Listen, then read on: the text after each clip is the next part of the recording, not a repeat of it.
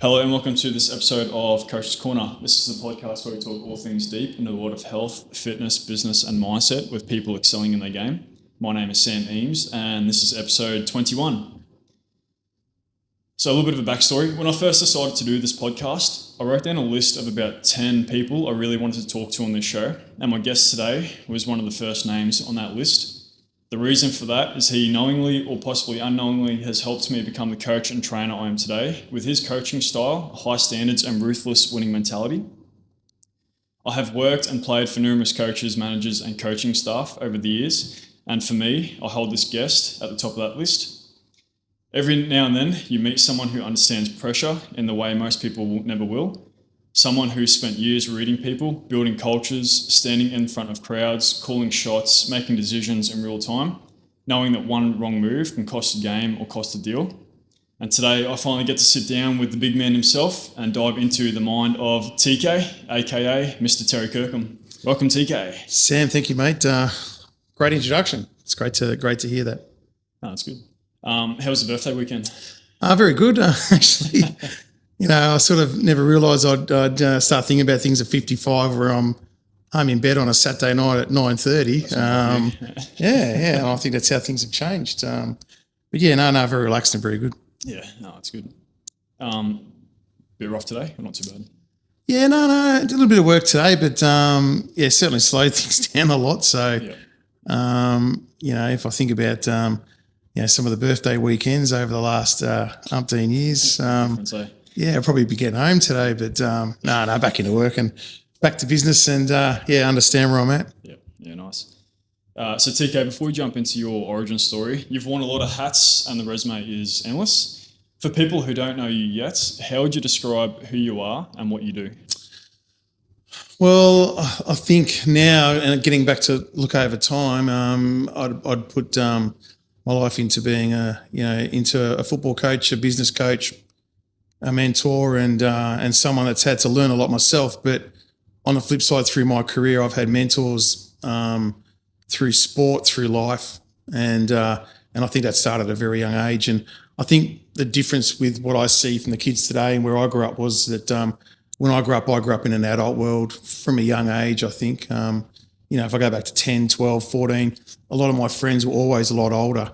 And then I started to work, in a pub, in quite a large hotel at 15 as a glass boy in a public bar. But at the same time, I went to reserve team football in the state league in Melbourne. And of course, you had the National League and the state league back then. The state league was very, very strong. And I was in a senior environment at a young age. And even playing sport, I always played 2 years above my age group. So moving into the working life at 15 and then full-time at 15 going on 16, playing football in that environment, really had me around a lot of older people. And so when I now go through my business career, mentors, when I go through my football career and dealing with a lot of injuries, older people gave me opportunities to move into coaching and take assistant roles to keep me in sport. And then, with my training, I was around older people and it got me back. And I think that made a big difference. And when I look back on today, I hold so many people in high regard because without their mentorship, without their giving time in me and their belief in me, I wouldn't have been sitting where I am today. And it's to answer that question, I've owned my own business now for 33 years. I was the youngest business owner in Australia in the industry that I'm in. I became a young football manager and a coach. I was in England, and again through contacts. Doug Hodson, he's a great friend of mine, true mentor to me. These people gave me some opportunities in England where I got to go to Liverpool and Chelsea and Sheffield United and meet big managers, and then in Melbourne I got to meet Chris Anderson at the start of Melbourne Storm and some AFL, VFL coaches, and so and my business life was the same. I had liquidators and some accountants and lawyers who gave me an opportunity when I was 23 to start my business in the corporate world when a lot of people said I would fail. So I know it's a lot sort of to take in and read, but the fact of the matter is that in all different parts of my life, I've had those opportunities given to me by people who believed in me, and it's where I sit today. Yeah, you take them as well. Take those opportunities. Take them as well, and again, those they're built by relationships. It's like, perfect example when I met yourself. I saw the injuries and I saw the end of your playing days coming, but mate, you weren't ready to go. Well, I was never ready to go. I did my first senior game. I just turned 16, and next year I went on knee reconstruction, and then I did my back, and then I did my knee. But some people picked me up and saw me as a coach at a very young age, and my first coaching job, I was only just turned 19. I ended up coaching at a VFA club in Melbourne. So you had AFL, was VFL at the time. So the next division down, I had a guy there that just knew me through, kickboxing days and all that sort of stuff that I was right into. And he saw something in me and he brought me in as an under-19s football coach with kids that are the same age. And but because I was grown up in a tough life, but everyone being much older, I could handle myself very well. I walked in and got respect straight away, and we went and played finals football. And next thing, people in the AFL, VFL games started to, sort of pick me up. And then the soccer world came in, the soccer time at the time, knowing that I'd, played at a very high level from a young age. And next thing I got offered a coaching job in a under-14s team when I had another knee done. So Is this down in Melbourne? Yeah, this is down in Melbourne. So, I got to the sort of stages where, but at the same time, my corporate business life took off, and I became the youngest auctioneer in Australia, and I was on the auction stand at 17 and 18 as well in a very high profile corporate business. So, the thing I think about when you meet people, especially at young ages, and people like ourselves, we can either think about it to give back to people and look to identify that in our own life, or people are going to resonate to you. They're going to show you some respect of who you are, and then they're going to give you opportunities, and then it's how far you take that opportunity. Yeah, exactly. And I think in all of my I look at the successes I've had in business, the successes I've had in sport. Considering the way you got to look at it is that I think from a very young age I've been paid to do everything that I've done. So, I got paid a little bit to play. I got paid a little bit to coach eventually. I got paid, far less than what I ever did for work, but I got paid, and money was never my driver. It was, okay, the opportunity's been given, I'm going to take that job. I'm going to do that, and I'm going to do that, I'm going to do that. Money was just not a thought process. And the way that I learned in life was money followed. Yep. Money followed my business. Money followed in football. When I got offered my first senior job, all of a sudden I'm getting well paid. And then, I had a 800-900 game senior career where I would negotiate contracts, go and take jobs I wanted to. It wasn't the money that was the end driver. It was the result, but the money followed. And again, all these people that gave me those opportunities, I never ever wanted to let down, and wanted to make sure that I could be successful for them in my business life, successful for my family, and then know, you could sit there proudly and hold the accolades, but go and shake the people's hands. Still to this day, a lot of these people now, I'm 55, a lot of these people now that I'm talking about who gave me a shot are in their mid-60s, 70s, and I still go see them to this day, where I can. And they obviously keep you accountable throughout the years as well.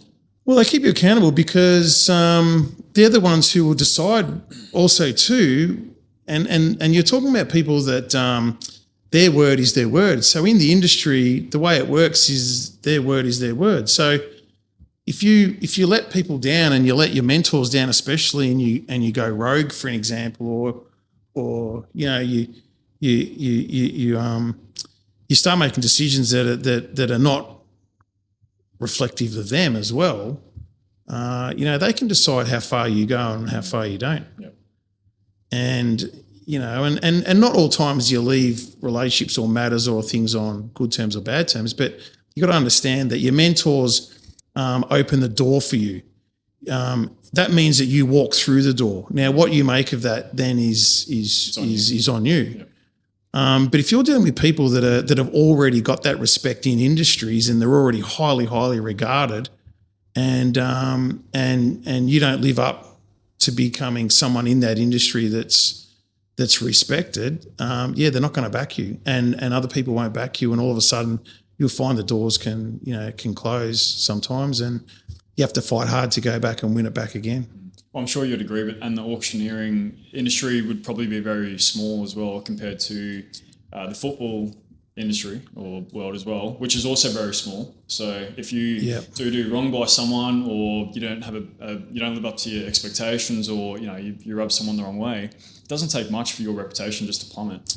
Totally correct. And in my space now, I'm 33 years now as a business owner. There's not too many people in my industry that have started at 15 or 16, or just going on 16. I was 15, full time in that business, and then continue through where I own businesses and I develop people, and I've employed a lot of people in my time, and at the same time build a football career. Most people that are in professional football, really, that's their job. I had two. And so, both industries, you are in the media, both industries, you are in high pressure situations where you've got to deliver results, and you need to be accountable for all that.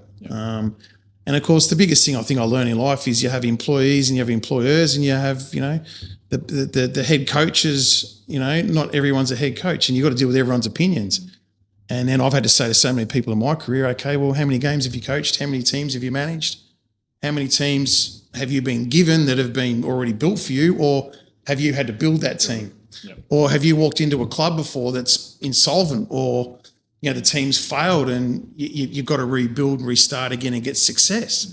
There's a lot of things, and it's the same in business. How many times have I had to reinvent my business, restructure my business, take massive big gambles? I'm self-financed. I haven't taken money. I haven't had investors come in and give me a lot of money and all that. Everything I've done in my career, I've had to do myself. Built it up. And when I've walked into football clubs, I've had to do the same. Sometimes I've had to go out and get money to bring it into clubs, to get budgets, to give me a budget where, I can go and get decisions made and get results. And unfortunately, if you don't have budgets in business, you don't have budgets in sport, you can go through and never have success. And I think when I look at my time, my first senior job in football was in 2001. I've worked across different communities and many challenges at all high levels. I've never taken a job where no players have never been paid. The only time I did that was when I coached junior football, which I had a lot to do with, and spent my time doing my apprenticeship. So every single job I've gone into in football, there's been money and contracts, and I've had to make sure I can secure everybody, including the staff, and work to a budget and get a result. And I'm lucky I've won many trophies and done that. But on the same side, I've developed a lot of people. I've developed players into coaches. I've developed young players into senior players. I've developed amateur players onto contract being paid players, more than what most people can imagine. And in my business life, it's the same. I've had to work with a lot of older people where I've had to just watch and learn and listen, but go get the business done. Where now I'm probably I'm probably a lot more open to helping younger people and identifying younger people, where I'm dealing with accountants or lawyers or young business owners. And I deal with many business owners obviously every day. I have a valuation business and an advisory business. And now I spend a lot more time probably giving advice and giving knowledge, where I think I spent many years taking in knowledge. Well, I mean, like when you've done it for as long as what you have, I find, I'm going to speak more on behalf of maybe from what I've seen from the fitness industry.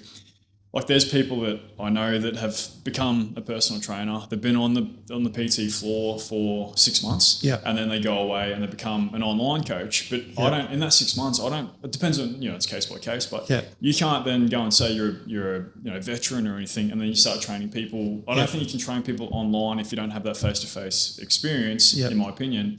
And then from there, you then go into like a PT mentorship, where you start teaching other PTs on how to do shit. When you've only done that 6 months of, it's not even an apprenticeship. It's just like a bit of work experience, in my opinion. So I mean, obviously, as you said, money follows performance, and that's why you're, in my opinion, you're one of the best in the business. No, thank you. Look, it's longevity. The other thing too, and again, I've had to transition from no internet So I've transitioned through an era of not just being an employee but an employer, and I've had to transition through football and we didn't have internet right through my career. It's really been the last 7 or 8 years, let's say 10 years anyway. But what you guys can do now in your industry, it wasn't around a long time ago. And the thing is that when you're doing the personal training and when you're dealing with people directly, and it's the same as in the auction business, there's no difference here. When I was an auctioneer, and I still am, I do a lot of charity events, I interact with people. I learn by that interaction. So when you've got to make decisions and you're dealing with someone face to face, you learn. My online business now, my auction business is all online. So my staff and my people now don't see the interaction of the deals and how people react body and language and body language and all sorts of things. So, if I looked at my coaching career and considering that started, as I said, when I was quite young, and remember, my career came through where I was the conditioning coach, I was the rehabilitation coach, I was the technical coach, I was the game day coach, and all those things that happen in a training session, I had to pick up. I had no one teach me. I picked that up at a young age, but that's how good coaches in the old days came through the system. We don't have access to information like we do now, as you said. Yeah, we'd be lucky if we had a book, right? Yeah. Where now we get that, but I think the thing is, and I see exactly where you're heading, is that the experience of working in this fantastic facility you got here is just amazing. I've seen a lot. I've valued a lot of gyms in my time. Is amazing. So when you're getting to work with your people, you're understanding. You're talking diet. You're talking weaknesses. You're talking how people are going and so many things and I think that's vital experience. For you heading forward in the future. Yeah, no, definitely. So you briefly touched on when you started working up the ranks of the football world. I think, where were you? Probably like 2018. Were you at Power? Was that Power days? 2018, no. 2018, I was at Moreton Bay, I think I would have been. So, which is now Moreton City, who are doing very well. Oh, look, fantastic. Young Cameron Miller was a player when he was coming through. And, so my engagement was, so when the National Premier League started, that was 2016. And my career at that stage was A-League, overseas. I'd been overseas, I'd been interviewed, and there was a lot of times around that sort of 2014, 15 sort of mark there that I thought I was going to be heading into that space. I had the chance overseas, but unfortunately we couldn't move. Just very, very young family, and going to England during the middle of the winter wasn't the thing. So so I stayed in Australia. But so 2018, I would have been at Moreton Bay. So my engagement there was to start the club. They were given a National Premier League licence. At the time, the biggest league in Queensland was the Brisbane Premier League. And so I went to Moreton Bay. I was appointed as the first head coach. And from there, myself, the president, Claude Sabella, who was a fantastic man and a founder of the club and the visionary of where that club sits today, employed me, and we built a football club. Yep. And started with nothing, and they had the backing of Albany Creek back in those days, but they had to be separate clubs. Yep. And we built a team in the National Premier League. And then from there, where'd you go from that? Were you there? So from there, I was there 2.5, nearly 3 years. Then I went back to Peninsula Power. I'd coached previously 2007 to 2000, or pretty much to 2012. Trudged off into the Premier League. Actually, I'm trying to think now. I might have been wrong. No, actually, I am wrong. Completely wrong. So that was prior to that, actually. I'm just trying to think of my memory now. Please excuse me. So the Premier League's kicked off 2013, the NPL, and then I went to Moreton Bay. Left there, went to Peninsula Power, spent 1.5 years there. Then I went to Olympic. And Olympic were on the bottom of the league in the NPL. And I took over mid-2016. That's right. Yeah, and then you built it up from there. and then built it up from there. And had some great success there. And then went into Melbourne for a little bit to Hume City, which I'd already coached in Melbourne in 2003, and they were in the National Premier League. And then I came back to Queensland and then went to Western Pride, who were again on the bottom of the National Premier League, and tried to get them out of jail there as well that year. Yeah, okay. So right up until I joined Sanford was it 2020? Correct. Yeah. So that's when I pretty much made a choice. You know, I'd spent a lot of time in the National Premier League. I realised then I wasn't going to go to the A League, and you know the Brisbane Roar. You know, had been around. There had been a number of discussions there, and I was pretty much told I was going to be the next homegrown coach there. But you know that John Aloisi came in, and eventually Robbie Fowler as well, and so you know I sort of didn't get my shot. But you know, yeah, I went to Sanford. And I decided to go back into local community football and help clubs, you know, win championships and climb the leagues. Mm-hmm. So you won the league with Sanford. You won the final as well, and they got promoted. There was no finals there, so yeah, we got promoted and won the league. That's right. Yeah. And that was a fantastic year. And then after that, you joined Caboolture. So with our 2020 season at Caboolture, it was terrible. I think we finished last or second last or something. And the last game, I just remember getting flogged by St George 8-1 at home. And I think it was like Manny's last game or something like that. But with the COVID shutdowns, Football Queensland said that there'd be no relegation, and that's when they did the restructure from BPL to the QPL leagues, which is what it is today. And we got put into QPL 2. So what made you join from Sanford to Caboolture? Yeah, well, look, Sanford is a wonderful community club, and you know it was quite sort of clear to me that moving forward, I think that moving into you know the league that they were moving into, which was you know the QPL 2, I think it was at the time, that's really where the ambition was. You know, my ambition as I changed from a coach. I became a coach manager because I started to bring in coaches and develop coaches, and I really wanted to be a manager. That's, you know, when I was in England and I got to sit there and meet some of the great managers of the time and understand what coaching staff were, understanding what a manager in football was. I wanted to be the manager, and you know, Caboolture came to me, this massive, fantastic, big club. You know, the budgets could suit me, and I could see that there was a future there to take that club from the lower leagues, get it to the next league, and then eventually go on and become a big National League club, National Premier League club, I should say. And so, you know, that was a big thing for me. And, you know, I had a number of offers on the table, which I do probably most years back in those days. And I looked at that, and then I looked at the playing group. And I thought, you know, if I could make some improvements, if I bring in 4 or 5 players, I can make improvements.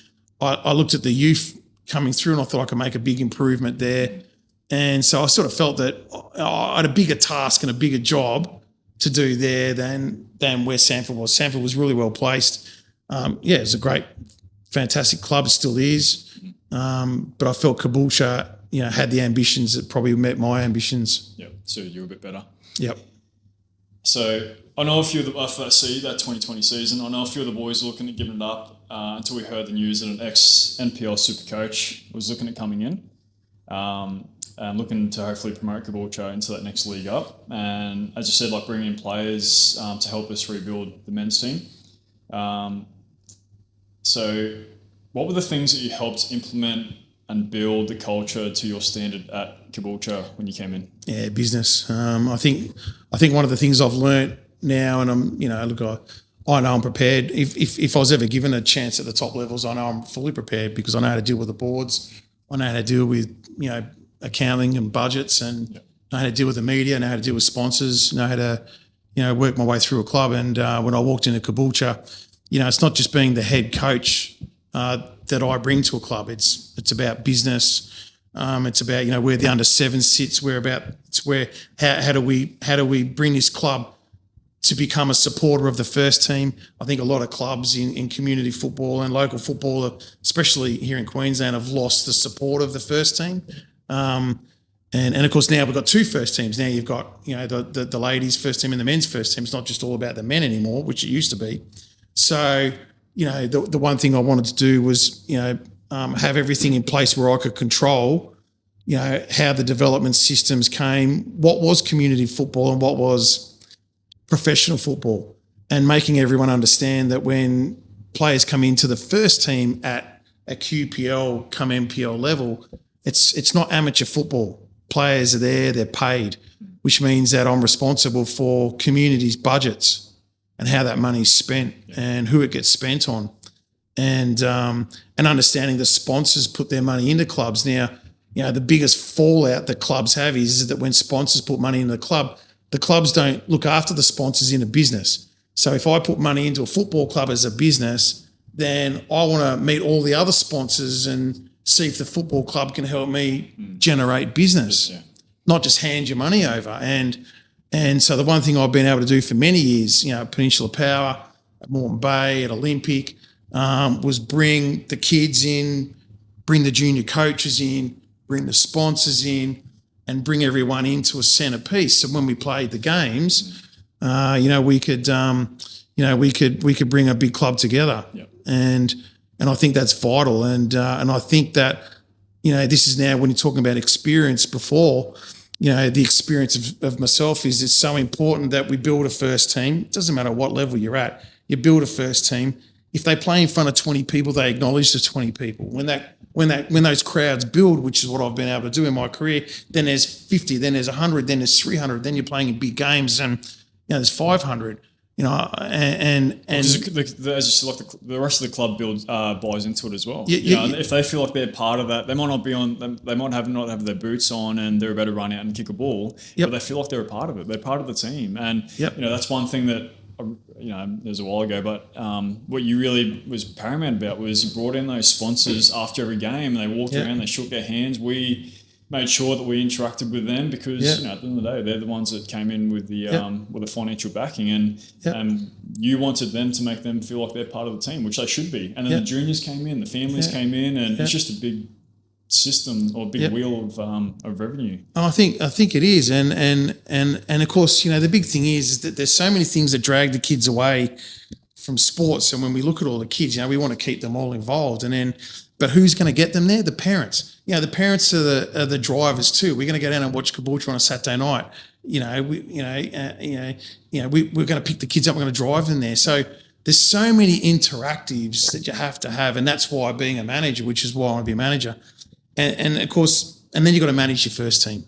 And you've got to manage your under 23s, and then you've got to develop coaches, and you've got to make sure that your coaches aren't coming in to undermine you or think they know what their way's the best way. It's got to be a one-way traffic system. Has to. And you've got to be able to sit back then and then allow people to develop, allow your players to develop, allow your coaches to develop. But one of the things is it's like when you dealing with extrovert and introvert. Once again, you pick that up through people interaction, and you get to learn what an introvert is. So when you sign a football team, I learned very quickly that I could sign 15 fantastic players, but if they're all introverts, they're not going to win me a game. I need the extroverts, who might be just a lot tougher and a lot more vocally out there. But I need the technical ability and everything and the smarts of the introverts, right? So then you've got to get them all together. Now, I've had so many introverts never public speak before, but we introduce things at training where they have to get up and speak.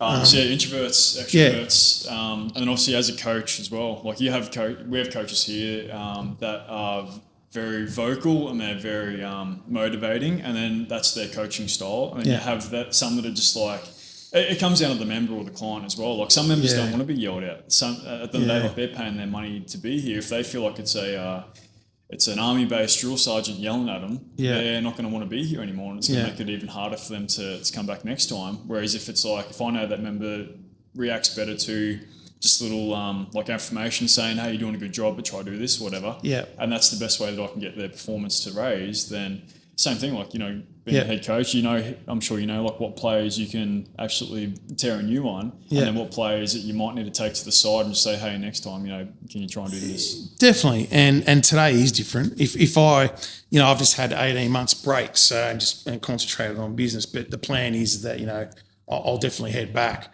And how I look at things today is different to how I looked at things 10 years ago. Yeah, you have to. So when people are in their coaching experience and they've only been in it 6 months, 12 months, 2 years, I can assure you when you get 25, 30 years down the track, it's a different ballgame. And again, just dealing with PTs myself and knowing how they work and how I've employed a lot of specialist coaches to come into and take the football team. So I don't do that. It's Sam, it's your session now. Where years ago, as I was saying earlier, that was me. Now I employ people, and the biggest thing is that I can get people to develop. And what I find is experienced coaches will come in straight away and just be able to talk, manage, deal with people, where the inexperienced coaches will take 12 months because to talk to people, get the confidence to understand 20 people or 5 people, 2 people, having the confidence in them. And then when you see those people the confidence starts to come through, then I know I'm on the right track. Because I know I'm on the right track because the people are reacting to them. If the people can't get their respect, the coaches can't get the respect, and you start to see the sessions not going to plan, and the more the coach is explaining the session, that the interaction with that person, it's either not getting through very quickly or the relationship's not working. Something has to change. And something has to change. And then that might not be the right coach client or the right coach player mix. Yeah, definitely. I see that with goalkeeping coaches where, they're not dealing with 20 players or they're not dealing with 8 or 10 players on a rotation basis. They're having to deal with, 1 to 4 keepers at all times. And so if I look on football, the goalkeeping coach's relationship with those 2 or 3 goalkeepers is vital, because if there's no respect, the sessions aren't going to work. And I think that would come back down to a lot of stuff in your industry too. Well, I remember, a little bit of context, I guess, for anyone that doesn't quite know where we're at. But I remember that. So we just won the league, lost the final to Grange, which we'll touch on. But coming into that next pre-season, QPR won. I think we still had majority of those boys there as well. And I remember that pre-season, and I hated being there because I spent a good 3 months on the sidelines with torn quads, torn hammies, all the rest of that. And I think I missed out on playing the final probably by like 1 week of rehab, which still kills me, but it is what it is. And I was getting angry and I was frustrated, and then TK comes over towards the end of the session and pulls me into his office, and I thought straight away I deserve whatever he's about to say to me, because my effort was next to none and I'd fallen out of love with the game. I don't know if you remember this. Certainly do. And so we walked to the office. I remember it was you, me and Alex in that tiny little office that we had. My team manager. And I was expecting an absolute roasting. And you sat me down and asked what was going on, because I think you might have been able to tell I'd have either fallen out of love with it, or if I had issues at home or whatever it was. But at the end of the day, I just didn't want to be there, and I think you picked up on that pretty quickly. And I remember just saying to you, I think I'm done with playing. And you said, well, that's good to hear that you admit that. And then you continue with, because I'm not signing you as a player. And I remember just being like, oh, that sucks. But I remember just feeling this whole level of relief. And I was like, oh, thank fuck for that. I can kind of take a step away or go play a social league or whatever it was. And then I was getting ready to kind of no worries, thanks for your time, whatever. And then you turned around and you said, because I'm actually signing you as the official strength conditioning coach at Caboolture. And I was like, fuck, that's crazy. That's awesome. I'm very thankful. And I said, I'm pretty sure I said to you, I'll let you know in a couple of days. And I was driving home, and I'm pretty sure as soon as I got home, I texted you saying, I'm no, you're in. No, it's true. And, unfortunately, I've had a number of discussions with players where I've finished their careers. Especially as paid players, not heading back down to the lower leagues. But when players are getting paid, sometimes you need to make the decision. Now, but do I see other things in people? 100%. And with yourself, I saw the injuries. I saw what was going on. We were moving to a higher level again. And the one thing the club did not have, was key people who had been involved in the club, but were also too young enough to be starting new careers. And when I saw what you were doing, I said, that's exactly what this club needs. And, can you become a specialist coach? Head coach is a different ballgame. Can you become a specialist coach? Can you take a striking session, but can you take a rehab session? Can you develop the pre-season plan? And I remember we were talking about, your career and what you're doing now moving forward. Well, this over here fits in to that. You can build both. Yep. This is going to keep you in the game. It's kept me in the game right up until I was 53, and I still may go back, whether it might be that or it might be another sport. But the fact of the matter is that it kept me involved at a high level. And then you can trudge off and go play, in the lower leagues. But I identified that in you, and I think it's worked out very well. Definitely. I mean, I did it for 3 years. I loved it right up until the end. You're a bit quiet at the start. Well, that's kind of I wanted to get that context first, because I remember that first session where you said, "All right, you're taking this session," and I was like, "Oh, okay, like the warm up." You go, "No, the whole thing," and I was like, I don't know what the fuck I do. I was like, I'll just wing it and see what happens. I've done enough pre-seasons, but you're right. As soon as you go from like player to coach, and walking that first session as a coach and not a player, I remember walking through like that main part of the change room, past like my old seat where obviously you used to get ready and stuff as a player, and then you walk down that corridor to the coaching area. Fuck, that was weird. I reckon it probably took about 3 months to get used to that, because when you're used to a certain, people might think it's the same thing. It's definitely not. It's a completely different atmosphere. You have to have a completely different mentality and mindset coming into sessions. Like, you can't fuck around, because otherwise that then sets the bar for pretty much the rest of the session. And that first training session, I was like, fuck, I'm sure we'll bring it up if I'm doing something incorrect. And I think I kept saying to you, like, after every session, how'd you go? And I was getting pissed off because you wouldn't correct me. You'd say, yeah, you're doing good. I'm like, yeah, but like, what you're doing is fine. I'm happy. Like, fuck TK, like, give me something. Yeah. But I appreciate that. Well, the biggest thing about it is that, and it's the same with your PT programs. Everything's about your planning, and if you're going to move to things, so if you're going to do 4 sessions in a time block, that each time you do that first session, you get a result. So as soon as you got the result, you move to the second session, you get a result. Yep. If now it becomes repetitions. So after a 6-week cycle, so in football we talk about cycles, it's either 4 weeks or 6 weeks. So the idea is that you start off the first repetitions and you get the players to understand it. It might take them 2 or 3 goes. But the idea is that those first 2 weeks or three set sessions that you're working on to get the technique right, the technical right. And then the repetition becomes your 3rd week, 4th week, 5th week, 6th week, where the worst sessions are at the start, and at the end it's brilliant. Yeah. And the biggest thing that happens is with myself developing coaches, and after doing thousands and thousands of sessions and doing courses and all the rest of it, is that it's your player response. It's not necessarily your coach's response. And sometimes you just need to pull the coach up on where you stand. So vocabulary, the players are getting the session quick.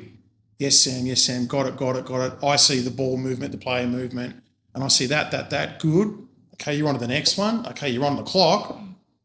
Quick transition, you're into the next session. Players get what you're talking about. You can demonstrate, you can show it. They're into it, move the next one. Yeah. Success, tick the box.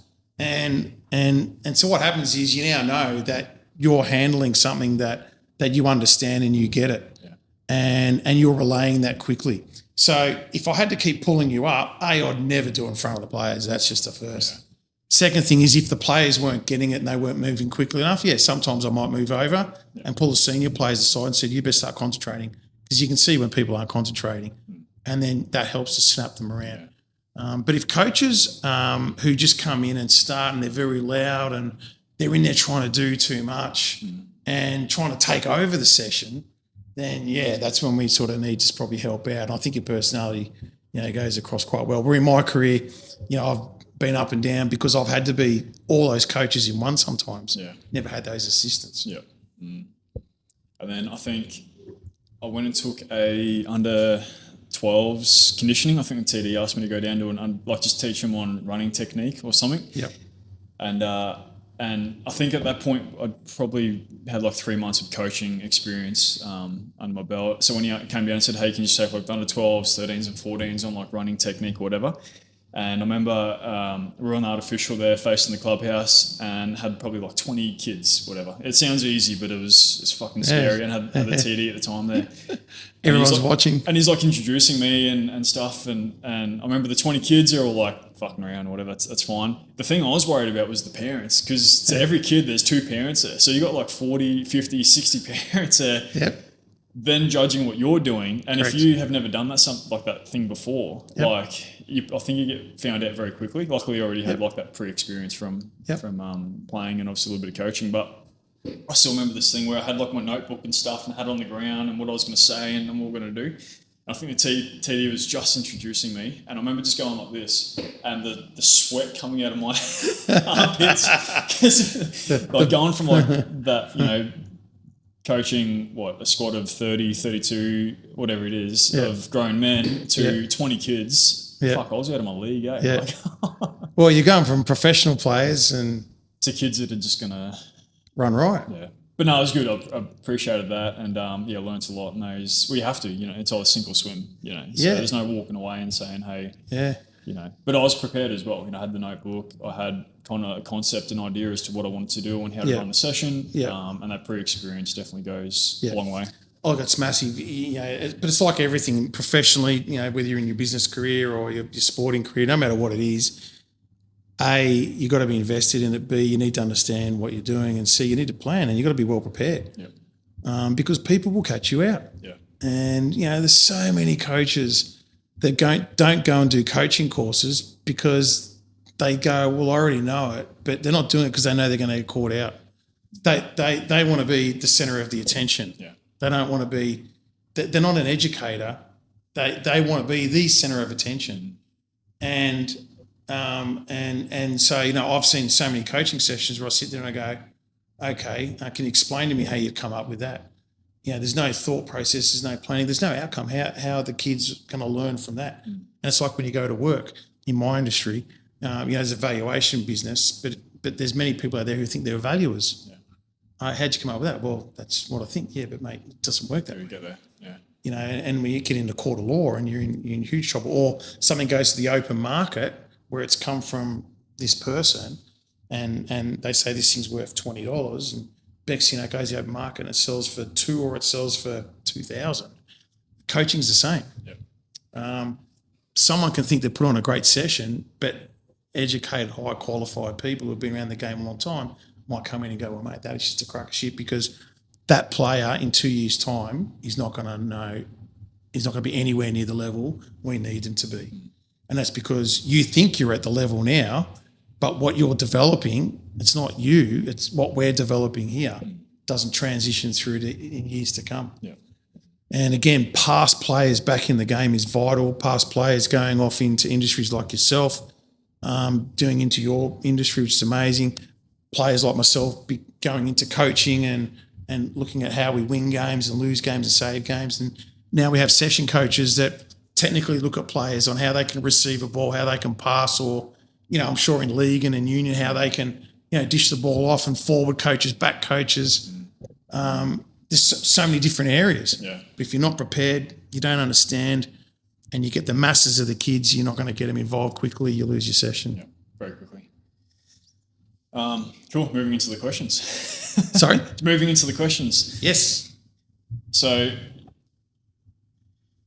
every coach eventually develops their own style, as we spoke about. How would you describe yours? It's changed over the years. I think if I went in 5-year blocks, it changed actually. So, I had moments where, I was very, very straight up front, very aggressive. Then I've had times where I've been able to take the foot off and be more man management style. I've then had times where I've had to work on being very technical and being able to coach players to be technically better. Then I've had to have sessions where I've had to coach players to become far more fitter, faster, identify good players, but they might not be fast enough. 2 years' time, we want them to be faster. So there's been all these different things. I think that when I finished my career, I got very frustrated because I wanted to deal in a professional environment, meaning professional environment with the club, professional environment with the players, where that's what I did. I went to work every day, and so did everybody else. So I would, if I now looked at myself now going back into the game, I would be a very researched coach, and let me put it this way: academically, I think I'd be approaching the game far differently academically than what I did in the past. Do you think having those 18 months off has helped you to like reevaluate? Oh, definitely, because I lost the passion dealing at the lower levels, dealing with guys going to work every day and coming into training. Dealing with club committee people who were volunteered or going off and running their own businesses and trying to come into work and trying to come to football, where I've always treated football as its work. Yeah, I'm paid to be here. No matter what that deal was, I would turn up to a game and be in suit pants or a jacket because I'm a professional person, right? So I always got told as a young player when I was paid, we used to wear a jacket, or you'd have to wear the club gear they gave you. It was never turn up a pair of tracksuit pants and slides or something. I've changed that at every club I've ever worked at. Yeah. And then when I was coaching and you'd be on TV, the TV started to come in and you'd be in the news. So I would always turn up professionally, because when people from my own business life come to watch the games, that's how I am during the week at work. So when I'd come to training, I'd be in my tracksuit pants, the same as everyone else. But on game day, I was always professional. Yep. And I really sort of looked at the times in the lower league, thinking to myself, my time's up. I couldn't put the time in during the day that I wanted to, because I wasn't earning enough from football, so I still had to worry about my business life and home life. And I took lesser jobs for lesser money. Now, everyone can talk about money, but I'm sorry, this is a fact. I coached many juniors. I coached 5 years actually, never got paid a cent. But when you do come into your 30s and your 40s and you have got a family and you do put so much time in, and your business life is being affected because you are concentrating on football, that income for my life, it's not everybody, but for my life, helped us a lot. Yeah. But my ambition was to be in the English Premier League. My ambition, I went to England a number of times. I believed I was good enough, and I've proved it in my business life. I think I was good enough. And many people said I was good enough. But I proved in my business life I was good enough as well. Yeah. So, so I said, I'll go back to the question of where I sit today. Well, I've learned a huge amount in business and succeeded. I've learned a huge amount in football and succeeded. How would I be today? With technology now, you have to use it. Yep. I came through a career and an industry of having to go watch the opposition play, work it out, put a game plan together during the week, turn up, and let's hope Sam's playing and he's playing because I've watched their last 3 games. Where now you can watch it all on TV. It's already by Monday morning. Yeah, you've got everyone, you've got video getting cut up. Your own players are now getting, giving all this data information.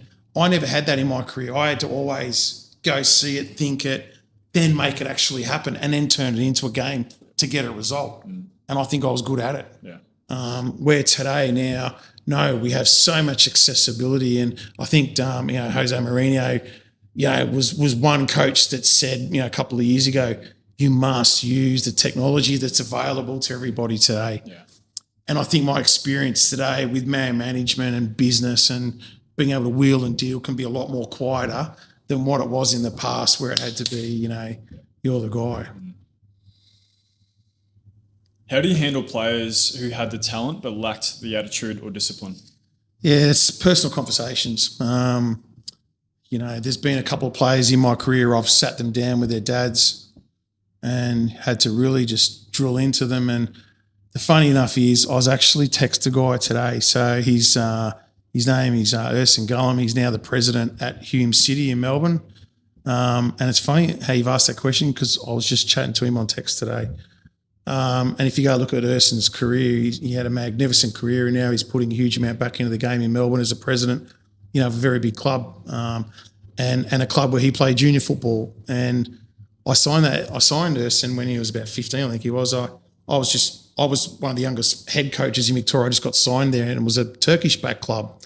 And I went down to watch the juniors on the first night. The first thing I do is go down and watch the juniors as well. I watched the whole club. Yeah. And I saw this young kid playing, training, and he was actually training, and I think he was under Jeff Oliver at the time, who, was an Australian goalkeeper and, a very famous guy at the time. And anyway, in his career. But and Urson was playing as a striker, I think, and he was a left footer. I just identified him as a defender.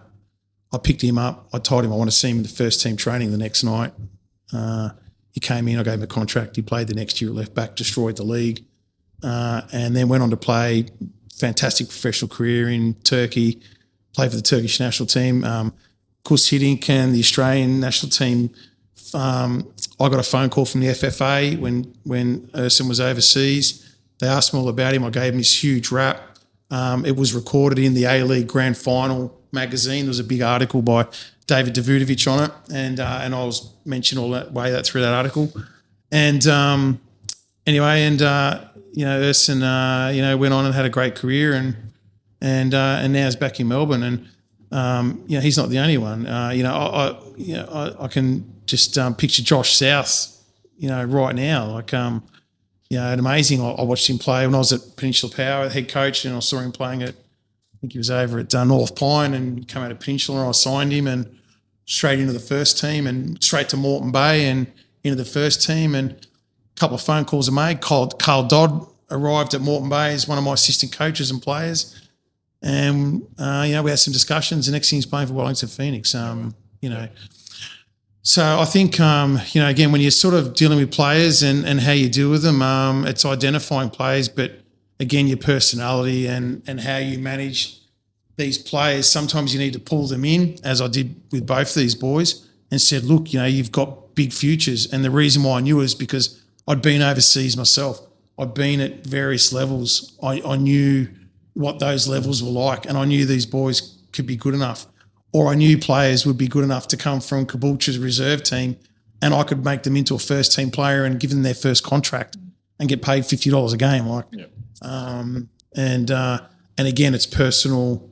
It's how you deal with people personally. It's how you identify it, sit them down. And then you've got the boys where obviously, and the girls where their careers just take path themselves. Yep. But answering your question, you are right. The doors sometimes open by someone identifying, someone as a head coach like myself, identifying something that no one else has seen, or identifying it early and then convincing them that if they work hard, they've got a choice, they've got a chance. But at the end of the day, there's been lots of those conversations, Sam, and lots of them don't make those choices. And because they don't want to, they want to go off and do something else. If a young coach came to you and said, I'm struggling to get players to buy in, what would you tell them? Well, I'm dealing with one right now. 100%. One of my past players has just been appointed at Sanford for his first job, and I'm actually advising him right now. He calls me. I don't call him. And Timothy, calls me, and we have discussions. And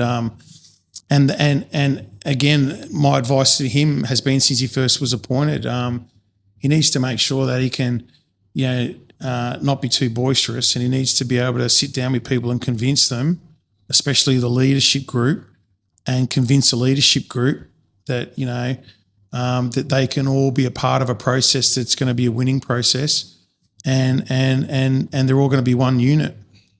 It's vital that coaches, understand who the leaders are of a team when they walk in, or if they don't know who are going to be the leaders. And it's important they build relationships with those leaders very, very quickly, and make sure that they're in all the planning and they're all in on board. And it's like having the relationship with your club president. You need to make sure that your integration with meetings and your communication is spot on. So when you get on the track, there's no misunderstanding to the rest of the group who the leadership group is, and who the head coach is, and what we're all there to do. Yeah. And at the end of the day, we're all there to have success. And if someone decides that it should be another way, or they're getting involved, or outside people are having influence on some of those players, the leadership group needs to identify that quickly and put a stamp on it. Just going back on that, because Caboolture's had quite a few coaches over the years. Pretty much, I don't think I've ever said this out loud before, but a lot of them come in and they say that session 1 or session 2 or that first week that they're there to the playing group and the coaching staff, I want to win the league. And since obviously, when I think what I'm trying to say is when you said it, I believed it, and we did it. We went ahead and did it. And this isn't the shit on any of the coaches that kind of came in, but when they said it, I didn't quite believe them. I think it was like a subconscious thing. And I don't know, just kind of when I hear a coach that kind of comes in and says they want to win the league or they want to make top 2 or whatever, it's all well and good having those goals and ambitions, but it kind of makes me it's a bit gross. Well, what happens is over time, you get you get regarded and you get rated as a coach by longevity. So when I look at my career of, I don't know, 30 years or whatever, it's 25 years or whatever it's been, whatever it was, but let's say 600 games anyway as a senior coach. But even in 3 years as a reserve team coach, I had teams finish in the top 3 but had all those players play first team football, young players.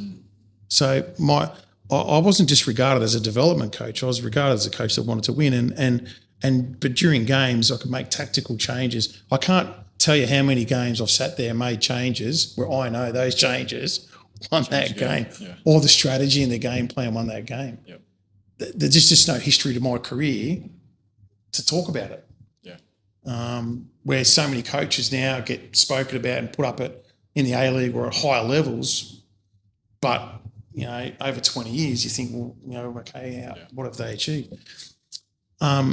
When you want to start when you walk into a club and you want to start telling people you're going to win leagues, the players will look at your history.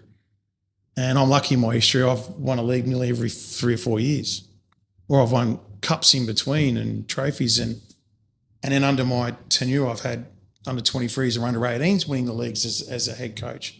So it's not the first team, it's one or the other. I guess it depends on what systems you bring in as well. As yourself, you brought in a whole culture of your systems and everything that you'd brought in, and then there's been other ones that they're just there just to develop that top team and maybe touch on the 23s a little bit. Yeah, well, I think I'm going to go back to the very, very start. I don't think it was my years at the later years at Caboolture or even at Peninsula Power or when we won leagues or at Sandwell, wherever we've been, or in the NPL, Olympic, we played big games and.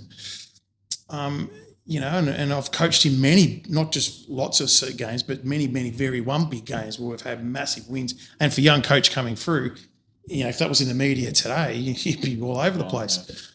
Yeah. It's not that. It comes back to the grounding. It come back to my grounding of being a young player in a professional environment around senior players and senior coaches, and then being able to go through and then be a young coach, but around adult men who would let me, like I did with you, let me go my way and then they just pull me aside and chat to me, but let me become me. And because the players were responding. Yep. My grounding to where my success became wasn't in the big years.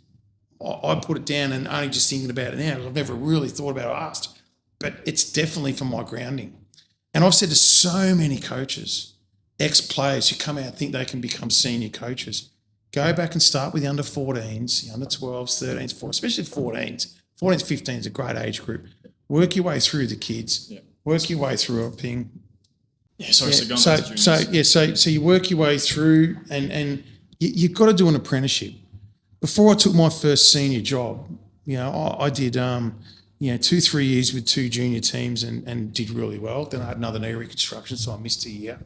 Came back to it again, and then I spent 3 years as a reserve team coach under a coach that signed me when I was 17, and before I got injured again. But one of the biggest coaches in Melbourne, so the who's who.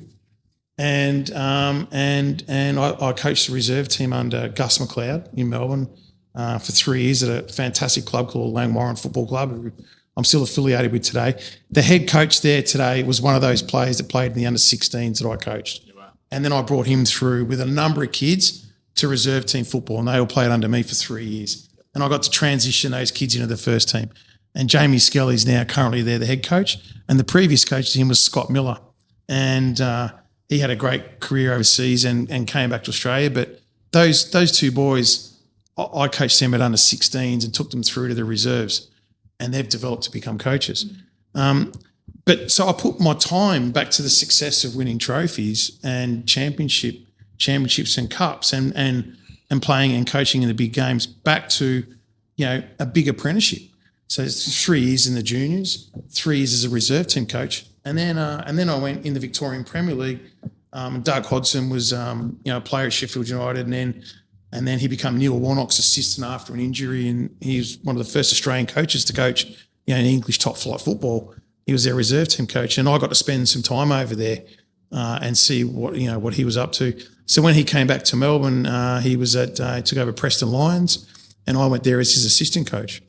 And very, very quickly, then I started to be approached by big Victorian Premier League clubs when I was 28, 29. Because, I got to work with all these top professional players and work under Doug. And so when I took my first senior job, I took over a Croatian club that had been relegated. All the players had left. It was a Croatian cultured club. And I had 7 players.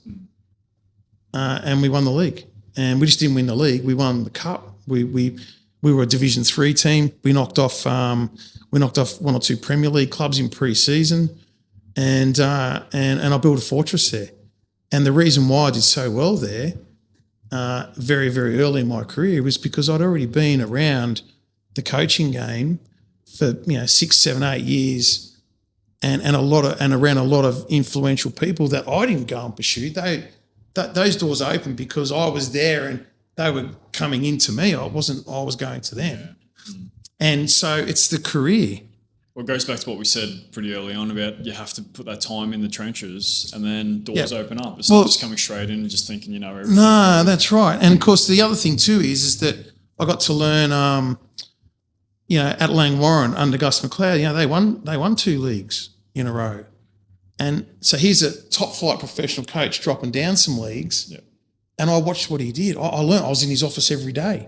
And then he just let me go. And then so my change room was mirror image. My game plan was mirror image. Our talks were a bit different, but everything was mirror image. So when the first team players that were injured come into my change room as a young coach, and I got their job role from the head coach, there was no misunderstanding. Sam, this is your job today. Here's the whiteboard. This is your job. This is your job. You better do it. If you don't do it, I'll just rip you off. But that's what the first team manager wanted, because that was exactly the same as the first team. It comes down to communication as well. Yep. But Gus McLeod never had to come to me and say, what are you doing? We're going to do it this way. I mirrored image him from day one. Now, at the same time, I'm building my business career. I've started my business too, in a very public profile business life. So, again, I learnt so much, and I watched how he built those teams. I watched how he built the culture. I watched how he built the culture of the club. Yeah. And a very, very, highly experienced professional man.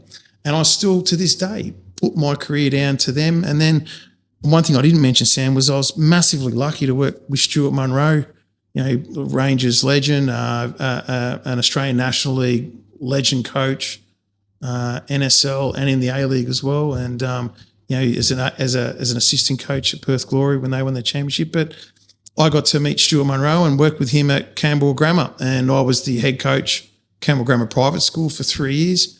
Stuart came in as a technical director. I was there with Doug Hodson the first year.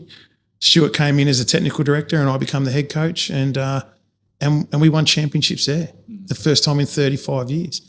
And Stuart and I then were on the radio for 2.5 years in the A-League commentating when the A-League first started. So we commentated all the Melbourne Victory games around Australia and New Zealand, and we were paid to run around in the summer as commentators on the radio. And then in the summer, I was on contract in the first division in Melbourne, and Stuart was a big Premier League coach. Yeah, okay.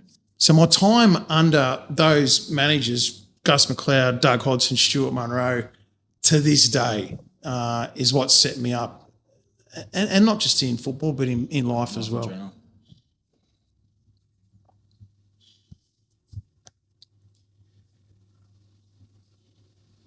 What did you value most in a player? Talent, work ethic, mentality, or something else?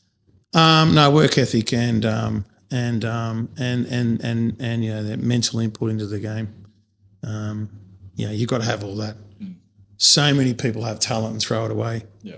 And then what can really wreck talent is egos, and sometimes those egos are driven by family and people around them. And I've seen it all. The teams that I've got to win leagues, and considering there's one thing that also too that's never talked about in my career is that every single club I've taken in my career have been on the bottom of the league. I've never walked in and been given the biggest club with the big budget. Every club I walked in was on the bottom of the league or relegated. So you're dealing with so much stuff. Pressure, everything. Well, there's pressure. You're dealing with with egos, and you're dealing with people with their own agendas outside the club, meaning on the committees and the boards, and lots of stuff going on around you. And I was lucky. I was identified very early in the mid '90s as a up and coming coach, but I got taken to a very high coaching level, probably about 4 or 5 levels above where I should have been, and I did very well there. And a very, very famous old school coach at the time pulled me into a locker room, and he said to me, son, he said, you're going to be successful. And he said, but you need to have thick skin. And he said, never forget this. While everyone was outside, I was in this locker room. And he said to me, when you walk into a club as a manager, which you will do soon, you walk in with your bag, you put it at the front door, and you walk in on your own and you walk out on your own. And every single club that I've walked into, I've walked out on my own. And I've taken my bag. I've left staff, I've left coaches. And so when you then have to deal with players, the players that will win you the games are what you want. And they're the players that have got, the work ethic. And they're the players that will win you games. And when you can build an environment and have a team around you who's got a work ethic, you've got a committee and a president and people got work ethic. And we all have to go to work. Even though everyone's paid, we're still all semi-professional, right? So we've all got stuff to do, uni, school, work, doesn't matter. But the work ethic of a culture against having everyone with talent and not the big work ethic, the work ethic builds the culture. And then the talent shines. Because if you've got that whole environment, the talented players come in and they build into the work ethic, whether they've got all they haven't, but you bring it all together. And then what I find is every player that we sign has a talent. Someone might be a bit more aggressive, so you can use them in defending areas and just get the ball play simple. Yep. And they will go and put their body on the line. Someone will sit off and want to wait and just try and pick the ball up. Once you've identified all that and you can put everyone together, It's a good chess game. It's a chess game, and then away you go. But those attributes would be my priority line first. Yeah, cool. And as you were kind of talking about all those, I was kind of like just thinking of all the players that we had in that 21, year 21.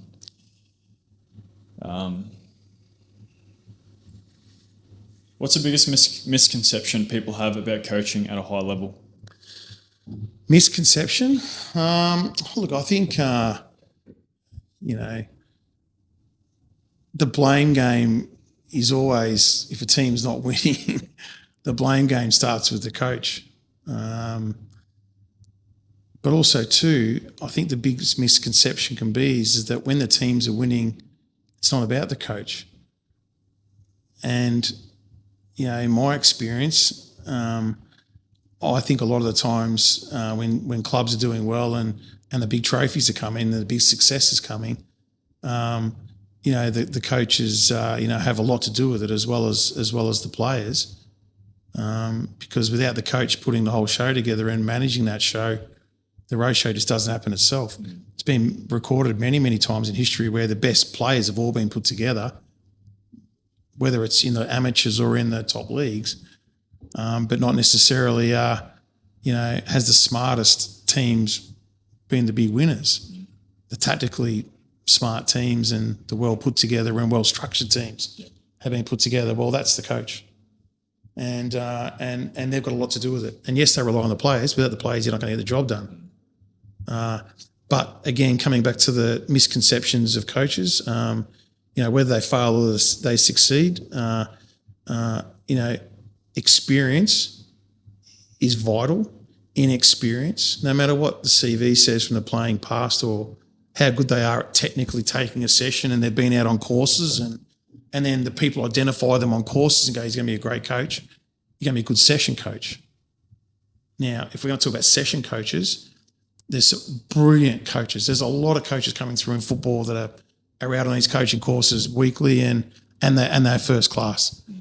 But being a manager, winning game day coach that has to have all that experience and knowledge and be able to put it together and then sit back and let a team play without saying anything, that's a different ballgame. Yeah.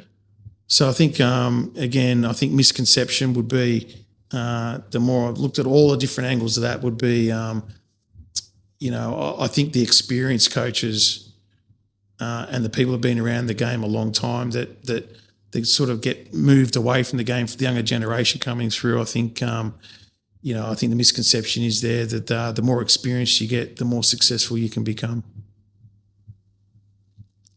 Is there a specific player you coached who still sticks out in your mind to this day, for better or worse? Oh, look, Cameron Cristani, and I could ramble on about many, but, Sam, we got to convince Cameron to leave the National Premier League as a highly rated, wanted, in-demand player. And we, had Cameron, through my relationship with Cameron, come to Caboolture to win trophies and make a difference. And so many people said that that'll finish his career, and yet he ended up now playing in Norway, professionally, and he was in demand. And I can assure you, if I had my chance, and took a job where I was in the A-League, I would have signed Cameron every day of the week. Again, he's what we're talking about before. He's got some talent, but his reading of the game, his devotion to the game, his work ethic was unbelievable.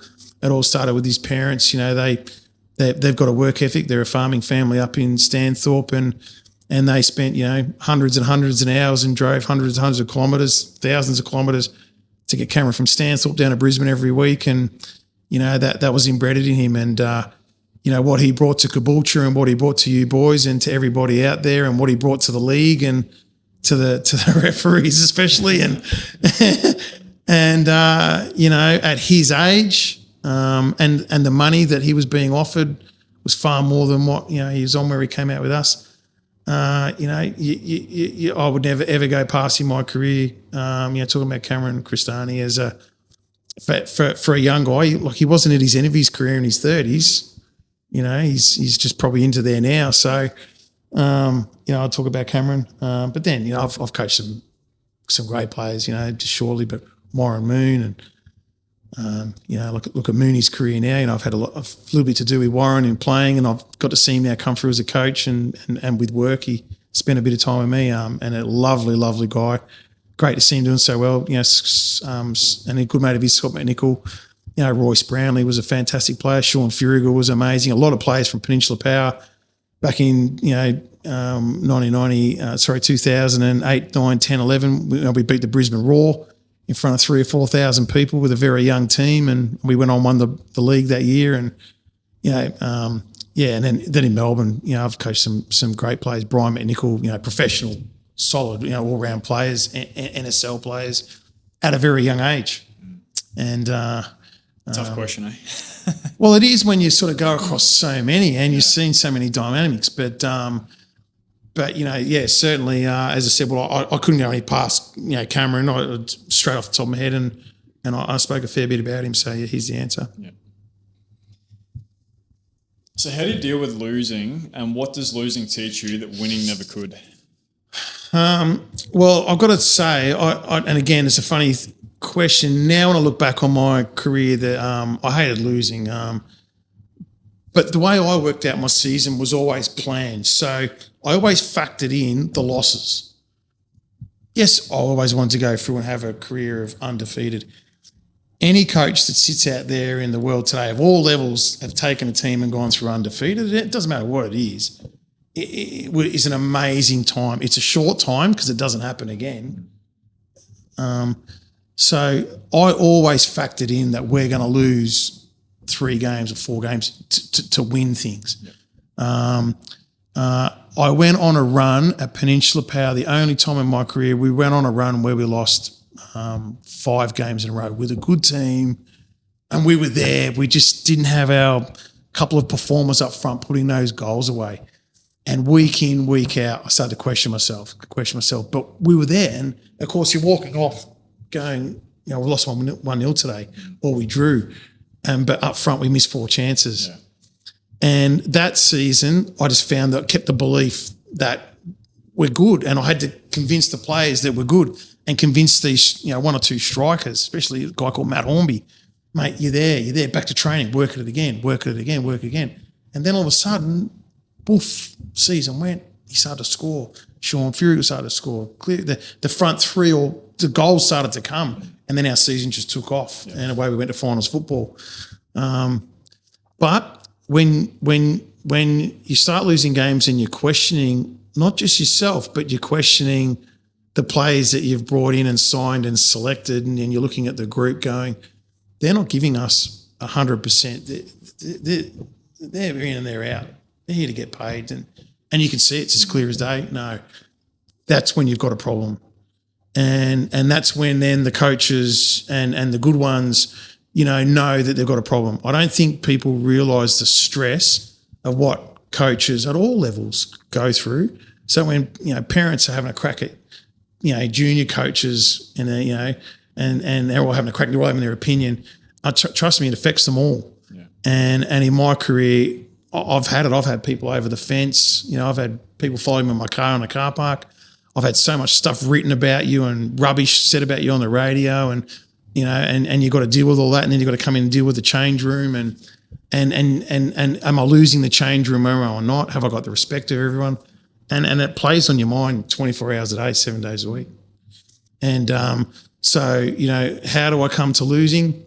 Well, straight away you've got to be able to walk into a playing group after a game, and a club as well. Walk into the club and when you're on top and you lose a game and your point's clear, everyone's happy. If you're down in the middle of the mixer and you're starting to drop and fall behind, it becomes pressure. And it's you've got to stay strong. You've got to back yourself. As I said, when Frank Arrock said to me, you walk in with your bag and you're at the door and you're there on your own. There's no one here to help you. You're it. And you've got to make those decisions. And, I would look at things now and go, you need to be an educator when you lose a game. You need to be good enough and strong enough to be able to walk in on a board that you can now on TV and not crucify people. You need to be able to go, hey, boys, we need to be better here. That's a mistake. Yep. And if we can nullify those mistakes, we don't do that again, we're going to go on and do well. But you don't face that every year. Coaching is not simplicity when you're in it for the long term. The coaches that are there for 2 or 3 years, they're experiencing it. But if you've been in it for 20 odd years like I have, you work out quickly. There are going to be times where it's not all the great success that we all talk about. Yeah. And sometimes you just have to look at it and go, have I got the confidence or have I got the numbers in the change room? And is it time to me to exit now? So I've got the club in a position where my job's done. I need to go. Or do I sit there and hang around and worry about a pay packet until they move on you? Or can you turn the players around and still have the belief in you? Or have you got a couple in there that you're actually now starting to question mark, which, trust me, drives you even more. It gives you more stress when you know you're seeing people smiling and talking to you, but when they get out in the field, they're not doing their job and they're clearly going against you. And then you need to move on them. And these are all the things that coaches get to play with. They're the cancers you've got to cut out, eh? Correct, yeah. Are there lessons you've found transferred directly between coaching and business or vice versa? No, massive. Yep. Yeah, I still believe today my strength in both markets is because of having a business life at a very young age and having a football life at a young age and a coaching life. Handling the media, handling decision making, picking things quickly, understanding the value of people, understanding the value of community money, sponsors money, wages, doesn't matter what it is. Yeah. All the way through to equipment, communication, result driven, understanding why you're there, understanding when I sit there and talk to a board or a committee, are they there to win or are they just interested in the rest of the club and just stay in the league if you can, that sort of stuff. And then when you're negotiating with players and you're delivering your presentations, you're delivering team talks, how are you getting the attention of everybody, to then walking into a football club afterwards and meeting people you've never met before, and understanding that when people want to communicate with you, there's sometimes that you just need to be a respectful person, be able to go up and hold communications with everyone from all different backgrounds. And again, this is life experience, and I think business experience and football experience to be a manager is vital. I think there are so many coaches and managers who are out there who have been given shots, but they've never run a business before. Well, it would be the same as saying to a football coach, okay, will you leave your professional football coach life and go and take over this place, and now you're going to be the managing director? Yeah. How are you going to deal with all the finances, the taxes, the lawyers, the accountants, the staff, the public, the marketing, generate everyone coming in? So, I think it's a vital trait if you can have a business life and a coaching life and understanding how it works. Because when you become like you've done, your own boss, you have to coach your clients. You've got to be good because they're going to pay you. But if you don't get paid, you're going to go broke. So I think it's very vital, especially dealing with young people. And you got to remember, most players that you're dealing with are under 30 and they're experiencing life. So they may be just coming into the business world, or they've got jobs and things, and their priorities are home, or they're young and their priorities are being young. Yep. So I think the more experience that you have, and then you might be dealing with CEOs and other business people that might be in their 30s that are learning, when I sit there now and go, well, I'm probably 25 years in front of you. And so I think it's vital that as young people coming through, you can mix the both and learn. What does success look like to TK? Longevity. So it's not about financial, because I'm certainly not a multi-millionaire. I think I've given more money away to family and charities and things than you can ever throw a stick at. So I don't look at myself on all the assets and how much money I have in the bank, because that's certainly not the case. Longevity. Success for me is, I spent a lot of years in football coaching, and I walk down the street, I go to airports, I fly around the country a lot in my business life. I'm on the speaking circuits a fair bit doing stuff, and I have people come up to me, talk to me about football. I have people come up to me and talk about business, and I turn up to many, many functions, and I enjoy meeting so many people, and people then bringing up, I saw this, or I know that, and I know this person who knows you, and so that and again, over a long period of time, not a very short time. Yeah. So at 55 now, I look back on that and I think, everything I've done, whether people, sort of respond to me or they don't, or they like me or they don't, it's just irrelevant to me. I go home to my, I have a beautiful partner, and my two kids live on the Sunshine Coast, and still, a lot of respect with their mum and her husband, and that's the most important thing to me. And to be made a legend, and put in the Hall of Fame at Peninsula Power was, recently was a massive thing for me. And and it's not about the awards or anything. To get that to get that award, and then just recently, I've got a few things going on in my business life. I'm 40 years next year in the industry, and I'm just about to be hopefully given an industry professor category, which is massive in my industry. It'll be a first. So I think longevity and having so much respect from many, many people of all walks of life across vast areas in Australia is probably the thing that I would say is success for me. Other people gauge it differently, but that's just that's how my life feels for me. Yep. So just touching on the auctioneering industry a little bit. Yep. What makes a great auctioneer in your eyes? Is it the voice, the presence, or the psychology? A whole lot. Yeah, definitely. In my career, I started very young, so I was on the auction stand at 17 or 18, and my dad was an auctioneer. I didn't have a lot to do with my dad a lot through that. I was never trained. But when I used to play football at a young age, I could at 14, 13, 12, 15, 16, I could direct traffic all around me. So I would see things, and that's the reason why as a young player I was picked up, and I think that's the reason why coaching. So then when I got on the auction stand, I could stand in front of adults and I deal in insolvency. So, we're dealing with business assets, so it's transport, it's industrial, it's manufacturing. You're in different environments all the time. And companies are shutting down, you're having to sell stuff. So you've got creditors turning up and you're under a lot of pressure and you've got to deliver results. And you'll be very clear, you'll be very straight to the point and very thorough in what you're doing. Yeah. And so when you're being an auctioneer, to give you an example, you can start something and I'll do it for you. You can, Sam, we're selling a desk, is it $50 anywhere for it? Now, you've got to get $40, $50, $60. And someone will offer you 10. So next you're at 10, 15, 20 over the back, 25, 30 in front, 35, 40, 45, 50. Get it there that quick, nail the deal. So everyone is clear. They know where the bidding is. They know the price. But I might have 800 lots to sell that day. So 800 lots, when you're doing it live and having 200 people, 50 people, 300 people standing around, you've got to go on a very, very quick timeline.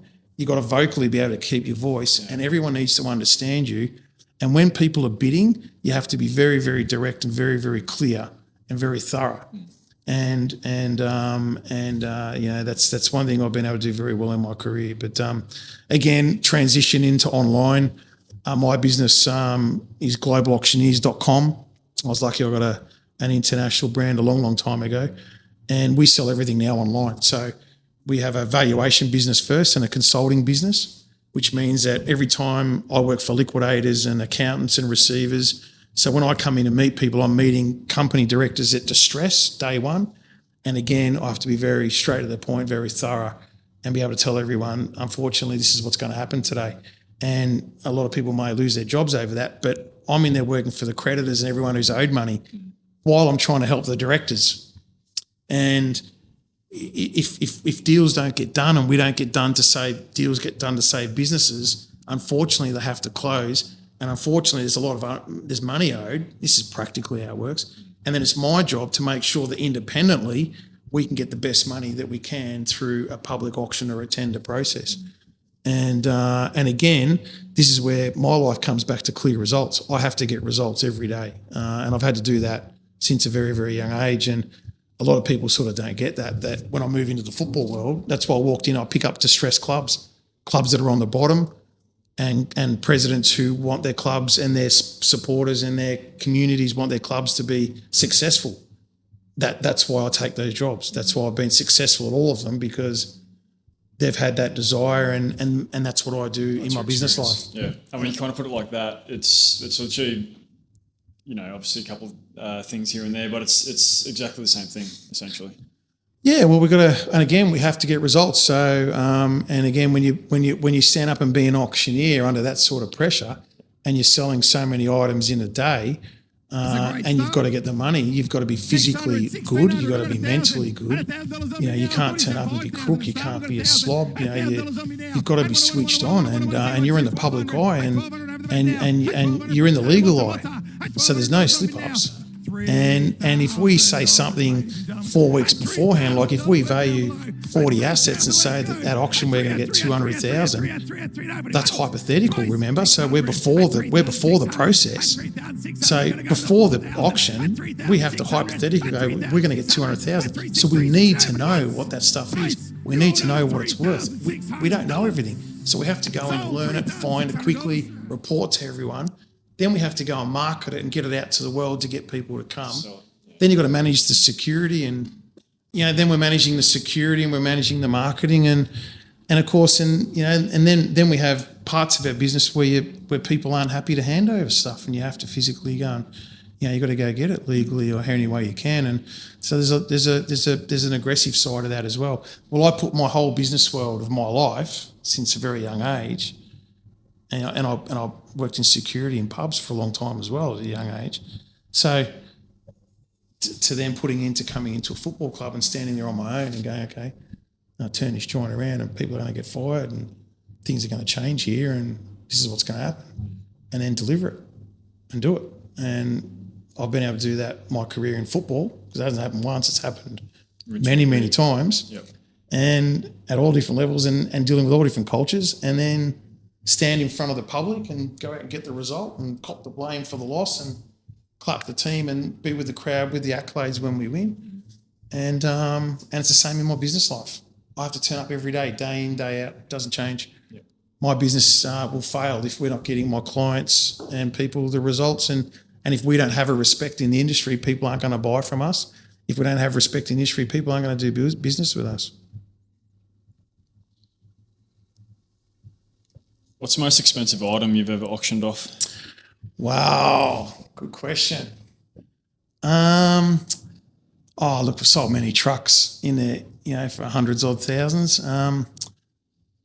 The one item that I would say, and again, we don't do sort of one-offs, we always have multiples at every auction, was a surface grinder. And I was 17. I was an apprentice.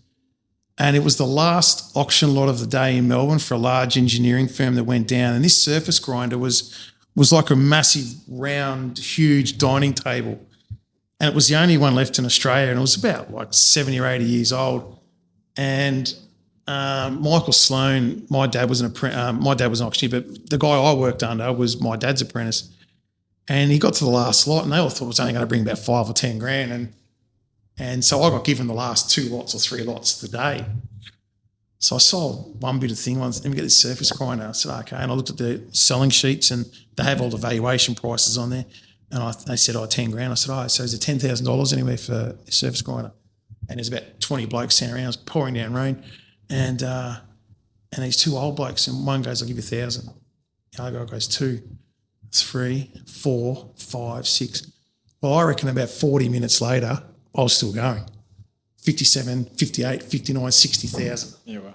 Yeah. And what happened was then I thought, okay, I'll take about 5,000s. So it was really funny because we got to about 60, okay, 65,000. And then the other guy would get going again, 70,000, 75,000, 80,000 over the back, 85,000, 90 in front, 95,000. We got to 100. My dad and Michael and people are just walking away going, because this is now commission, right? Yeah. So, and I sort of, I think it wasn't the most expensive. It was about 110,000. I've sold trucks for 150, 160, but I just remember that's always going to be the pivotal point because no one expected it. But this guy could not afford this guy to have that machine because he had all the market.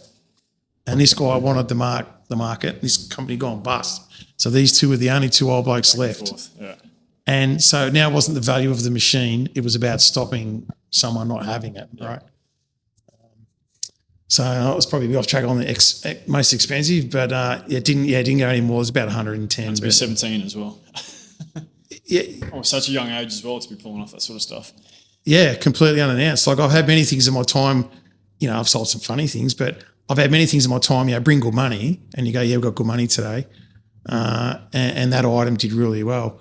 But I've had many, many times in my career where people have said, geez, you sold that cheap. And I go, okay, well, why didn't you buy it? I had to give that answer so many times, Okay, well, you think we sold it cheap. The way the world works in business is very, very simple. Deal's not done till money's on the table, money's in the bank. So I deal with, in court as well, I have to do it all the time. If I get pulled into court to talk about things and I have to turn around and say, well, it's hypothetical. Now relate that to football. So pre-game is hypothetical. Pre-season is hypothetical. Everyone wants to talk to you about after the game. oh, why'd you do that? Why'd you do this? Well, that's great, but this and this happened also too. And there was many things that happened to actually do that, where before the game I picked this and did that and did this because that's my job. And we want to win. Hypothetically, you hope that was right. Business life's the same.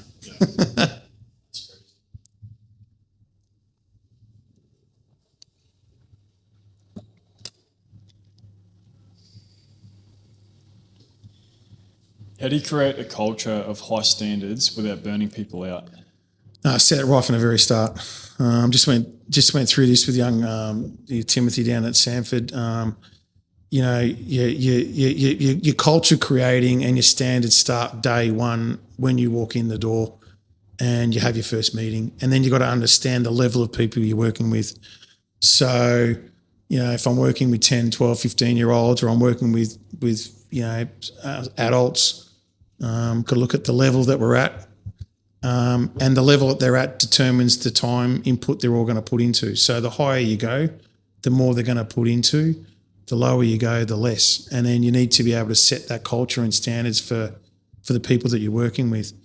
And again, you guys that look at it in your industry and go, okay, you've got 55-year-old guy that's a little bit overweight, but in his past has got strength and can build back to it and he'll push through. But then you might have a lady or a gent that hasn't done it for 15, 20 years, never had that in their life, but they want to create, and you set your standards different. Yep.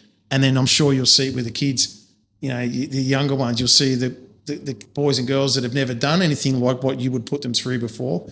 But then you may have a young guy or girl that's an athlete in some other area and they're coming into a rehab and, they're going to pick it up really quick. And so how you set your standard in your first meeting, how you set your, how you're going to make all that happen happens as soon as you engage. And then when you've done that, you've got the experience. If you haven't done that, and again, go back to what we talked about earlier, where things are failing, it's failing because you haven't, or your expectations from within yourself are what you want, but you haven't read the field, you haven't dealt with the client, you're not understanding. You're there to assess them, and then you're there to bring them through. So you need to know what you're walking into before you go and deliver your maiden much speech. of this comes down to communication, like having great communication skills. Communication's everything, and your understanding as of to who you're dealing with. Yep. And then, so you said the lower I would go, I'd go, okay, well, I want to achieve this year. My team's going to buy in. And then I would set my training regime around that to make it fun, to make it happy. So when they came, they knew they're having a great time when they were going. Where the higher you go, they're not like that. They just want to come in. They want your session to be bang, bang, bang. They want it to be a result. They want it to be sharp, quick, high intensity, go.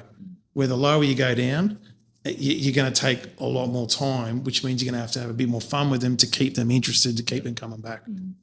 Yeah, interesting.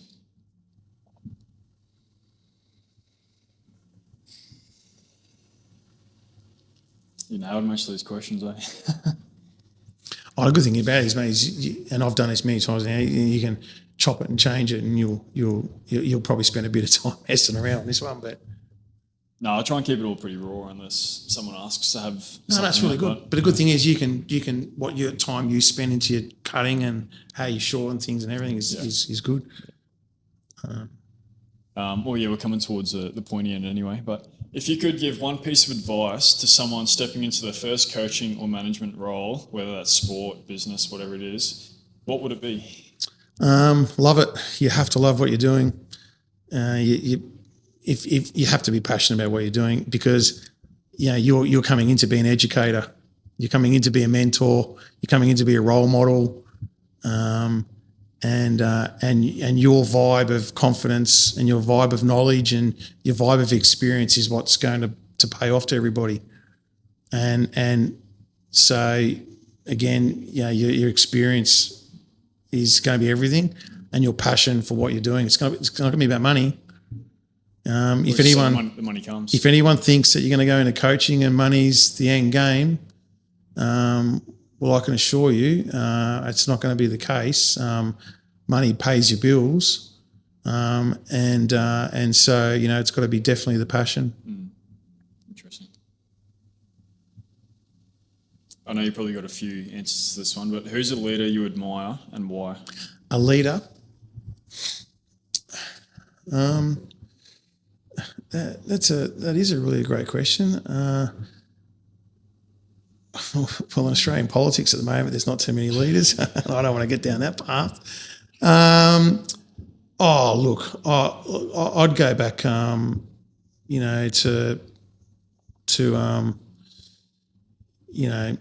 past legends of sports that have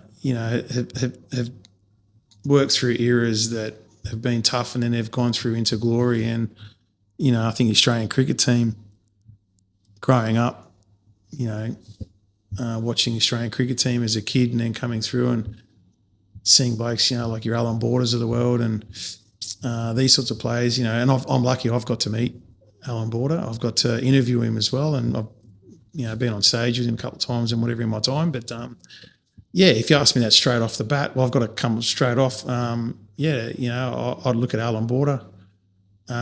Just growing up, loving cricket, watching cricket, playing cricket. I had a choice to play cricket too, but I went with football. But if anyone goes back, and if you don't know who Alan Border is, then I'll have to look him up. Look him up. But his Australian cricket team, back in the 80s, were struggling, and he had all the top teams, the West Indies and whatever else. But he was a batsman, and he became the captain, and he had to change cultures, in my opinion. I don't know a lot about it, but I can just think of incidents that I remember watching as a kid that still live with me now.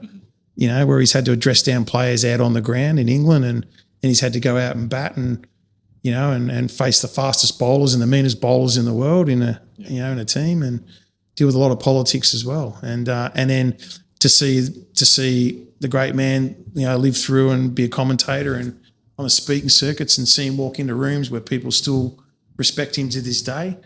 If I had to pick off anybody out of so many famous people in the world, straight off the top of my head, I hope he's listening, and that'd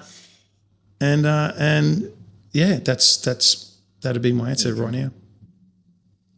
So I'll finish off with a couple of fun rapid fire questions. Very good. Fire away. All right. I know you said before you're not drinking a whole lot at the moment, but what's your go-to drink order? Today, vodka, lime and soda. Back in the day, I would have definitely said Jaeger bombs. Especially 1 o'clock in the morning. Some of those late night valley trips. 100%. Yeah. This might be an easy one, but if you could go back and watch for the first time, would it be the show Ted Lasso or the 2005 Champions League final?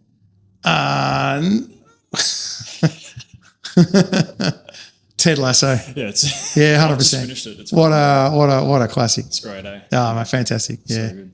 Ted Lasso, definitely. Yeah. Silliest fine you've ever given a player?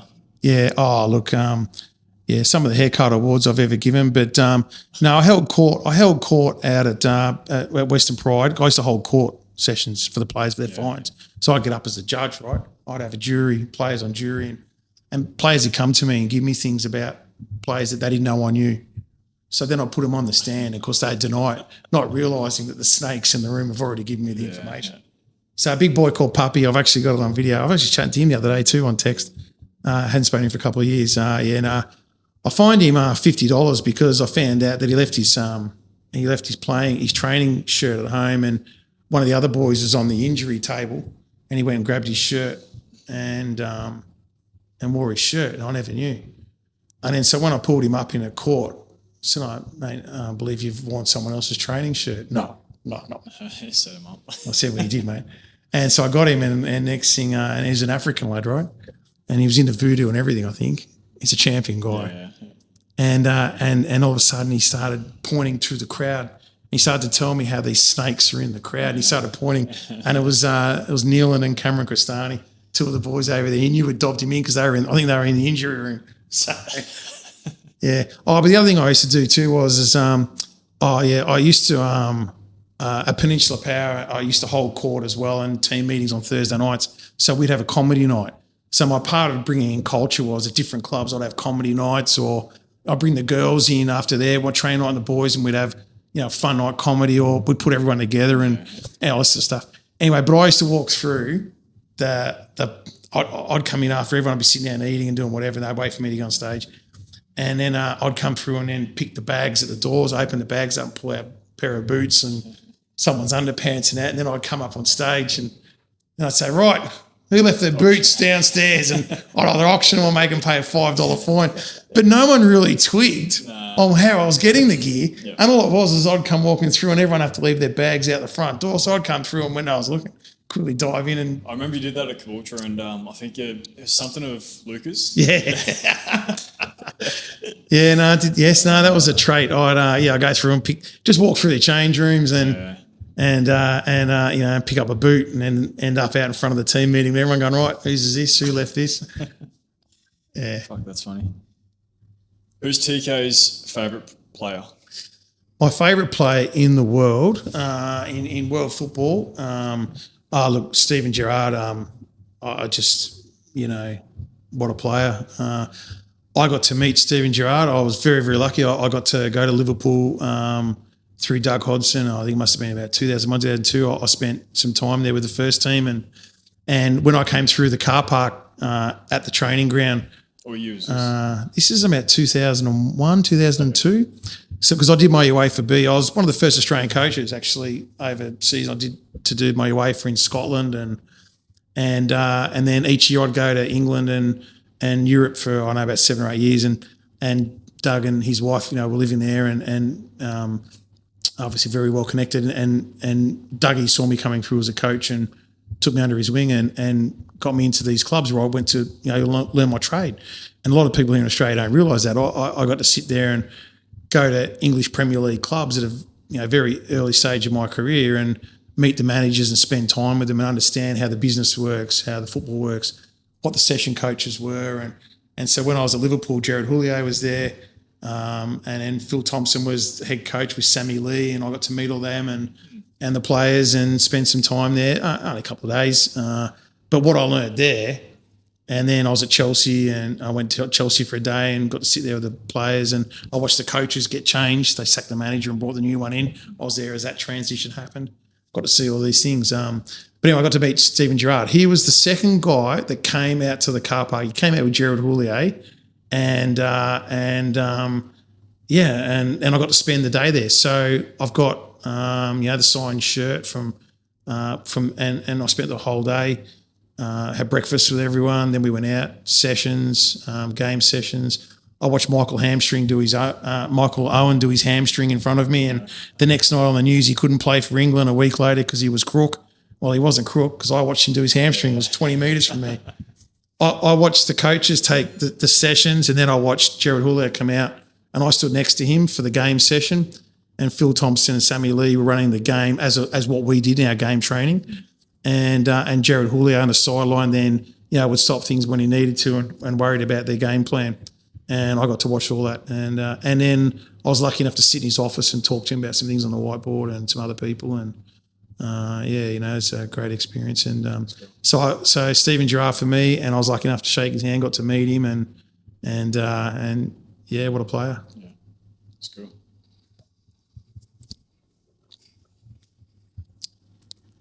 What's the biggest ego you've ever had to deal with? Was it soccer or auctions?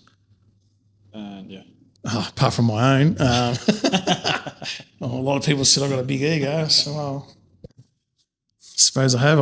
I've employed everyone since I was 23. I continue to pay everyone's wages. But and how much pay of bills. it is it ego, and how much of it is it like confidence? So I think to be successful, you have to have ego, and you have to have a little bit of arrogance to have some level of success. It's funny because I've had the feedback from many people. I've had people pull me aside and go, "This is what people think." Okay. But then I've got to see so many people, my own view of many, many people as well. I think if I look, when I seriously look at it, and it's just so many people that I've met, I think the ego people are the ones who, will, for an example, like in football, they'll turn up and they'll have the bling on and they'll be the best dressed person in the team, in the club. And they'll look like $1 million, right? And they'll have the look. They'll they'll be physical fit, they'll be looking great. You get them out on the park and but they're not playing at the highest level, and they're not your match winner, and they're not the superstar. They're actually not the smartest guy. So when they get tested, that's when, in my opinion, ego steps out, and that's how I would relate to ego. I've never really seen too much ego in business, because in business, in a professional world, there's so many successful people you wouldn't even know are successful. I mean, financially successful, and then you got you got aggressive people, and you got introvert, extrovert. That's how I would look at it. So I never would say too much in business, but I would say I've seen more ego in sport by a long shot. And you know what? The more I think about it, some of the parents I've come across in my time, I would say have got some big egos, and they're trying to hope their kids are driving their ego. Yeah, that's probably a good way to look at it. Yeah, definitely. Because I've definitely sat there and had some meetings in my time, and the perfect example is, and again on experience, and for any up and coming coaches out there, you want to think about this one. I've had many conversations with young players, and the world talks about development today, and have for a long time. I've always said, okay, well, what are you developing? If I'm going to be a coach that's going to develop winning cultures, and we win things, it's not about the money and the budget. It's about, well, I've developed a culture, I've developed players, I've developed success, and we've developed players because we've made them better. Yeah. Because when I first came, they were all down here. Now we're up here. So what are you developing? Ego is you can sit there in a meeting and you might have an agent or a player, and the problem may be with the player. And I always don't address the player with the problem. I ask, okay, how you going? And in a very respectful, mutual way, to try and resolve a problem, where the player is going to stay or not, or where the player is going to be signed or not. Try and make sure that at the end it's a positive, because I'm the one that sits in the chair, and I'm the one that's going to make the decision. So when I ask you, Sam, the player, what's the problem, and then the parent starts to talk, there's the problem straight away. And I can't tell you how many times I've sat there and said, you know what? Unfortunately, we're going to sign your son, and I've done it with the ladies' football too. We're not going to sign your daughter today. And the reason is, or you're going to have to leave, because unfortunately, you're the problem. I didn't ask you. We didn't sign you. We signed you. And I learnt that at a very young age, when my dad went in and asked for a contract for me when I was 15, and the club just said to him straight out, that's for us to decide at this young player's age, not you. And my dad did that innocently. My dad had nothing to do with, he never came. My mum and dad used to come and watch. But in experience, he saw other players getting contracts, but didn't realise that, I was quite young too. And just asked the question. And next thing you know, I was shipped off and I went to another club. So, you can look at it that way.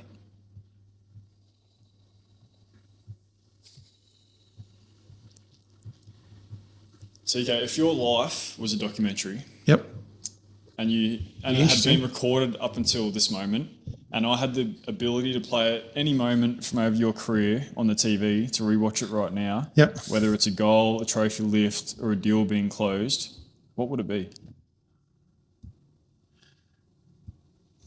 When Luke Gorsey scored the 35-metre cracker at Peninsula Power on the 91st minute to beat the Brisbane Roar.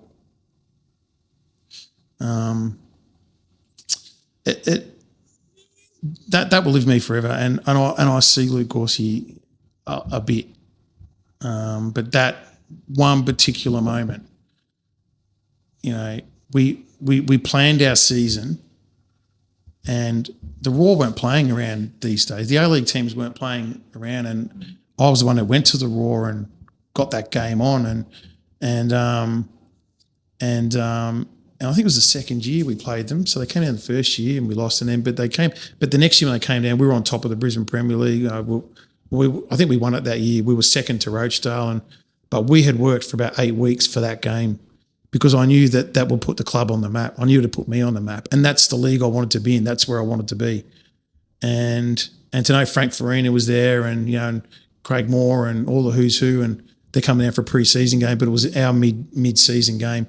And Peninsula Power, and no one had really ever seen the Raw coming out. I think it was the first game. And to see so many people turn up, like the place, it was full. But there was Raw supporters there and Power supporters, and no one would have ever dreamed we're going to win. We were an amateur team playing in the Brisbane Premier League. Some of these boys were getting $25, $30 a game, but we had some good players. And is that at AJ? Yeah, at AJ Kelly Park. Yeah. And it's not my greatest, successful individual thing in my time, like me as an individual, but it'll be the highlight. And I've got plenty, as you can imagine, but and in different parts of my life, but just to stand there and see that team win. We planned and we trained for it, and our plan was to come in at half time and have a nil result, but make sure we got our opportunities. So they had to play on the back foot. It wasn't just about us sitting back like any other team would do against that type of opposition. So when we got our chances, we drove forward and we planned to play, a 4-4-2 against. We planned to get out wide. We planned to put the ball in, keep delivering in behind them and get the bodies there. And when we came in at half time, I said to the boys, you've got the belief now. It's not just about winning tonight. We can win the league. Rochdale is the dominant force. A year and a half ago, this club was on the bottom. Last year we finished second. We went from bottom to second, but we won the cup final. Now we're second. We can win the league. We can win tonight. We win tonight, we'll win the league.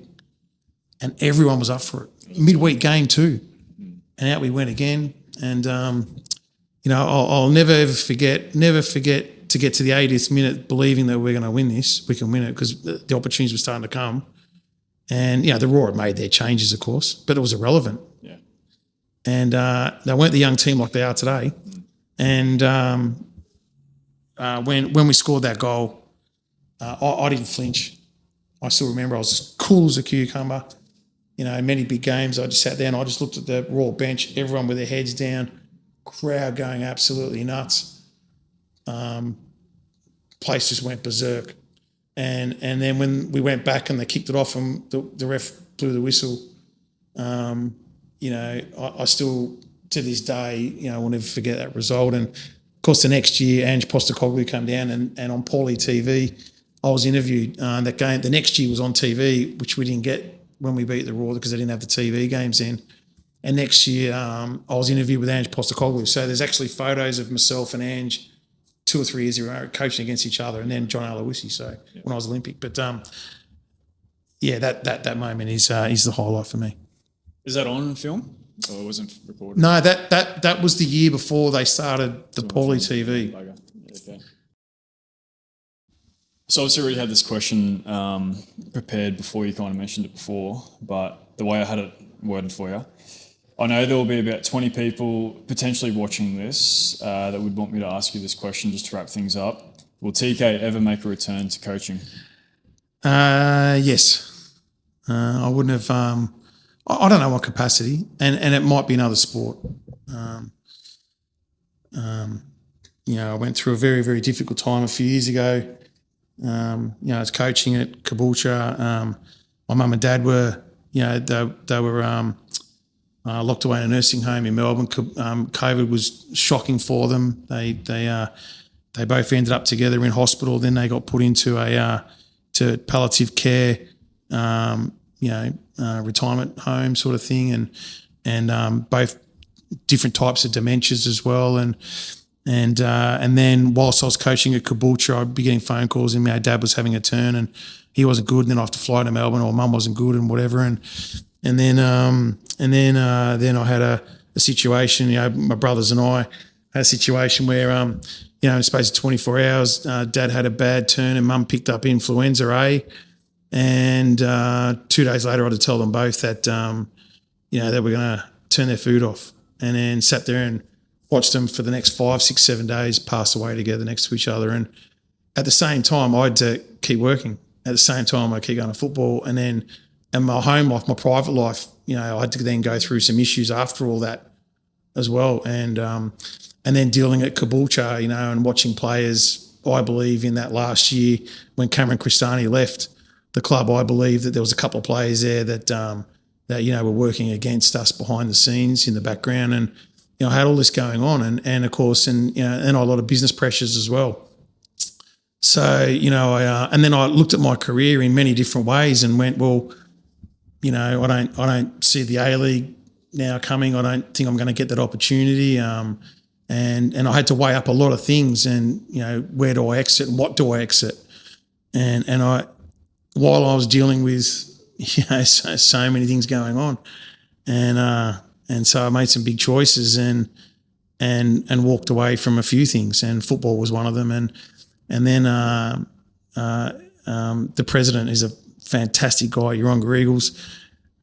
Julio gets onto me and made me an offer, and I got the buzz back again, and I walked into Yeronga Eagles, and I knew I could make a difference, and I did, and changed a lot of things, and brought in Jerry McAvoy as a coach, and I always thought if I have to leave because of business and things get hard, but it blocked a lot of things out for me, and mentally I was dealing with so much, and then the same sort of thing started to happen is that business pressures became more, and there was a period there of failure. It was a potential financial failure because I'd been let down by people around me, and then I got given some big bills that I never knew were coming, and I was then out of home as well. I'd left home and living on my own and fending for myself there, and that wasn't simple either.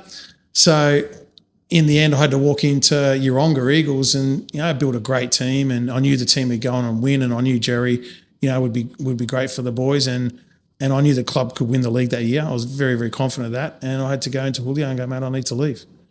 I just don't. I don't see myself now working down at these lower levels again. I don't see myself, working professionally. I don't ever see myself being given a shot at the Brisbane Roar or anywhere in the A-League. I'm not going to go overseas. I'm the licensing and to do my, pro license and everything, which I've been accepted on 2 or 3 times in my career. I just couldn't go and do them because of family and business reasons.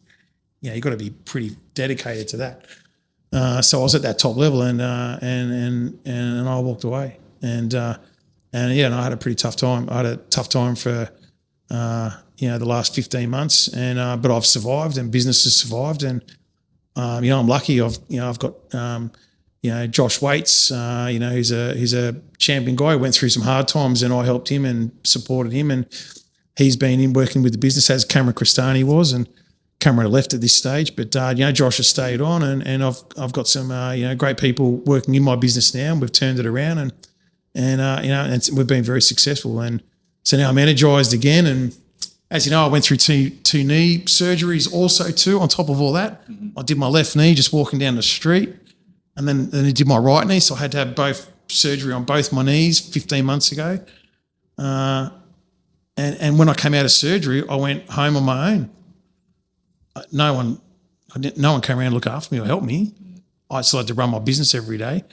I had to look after myself, and I was lucky a friend of mine would come around, every couple of nights, and she'd, do some stuff for me and help me out. But I still turn up to work every day. I never missed a day, and I still had to get on planes and fly around the country and deal with all that and try and deal with the rehabs. So you could say I've gone through a pretty torrid time, but on the flip side, I never missed a day at work, and I was always focused on getting through that for that to happen.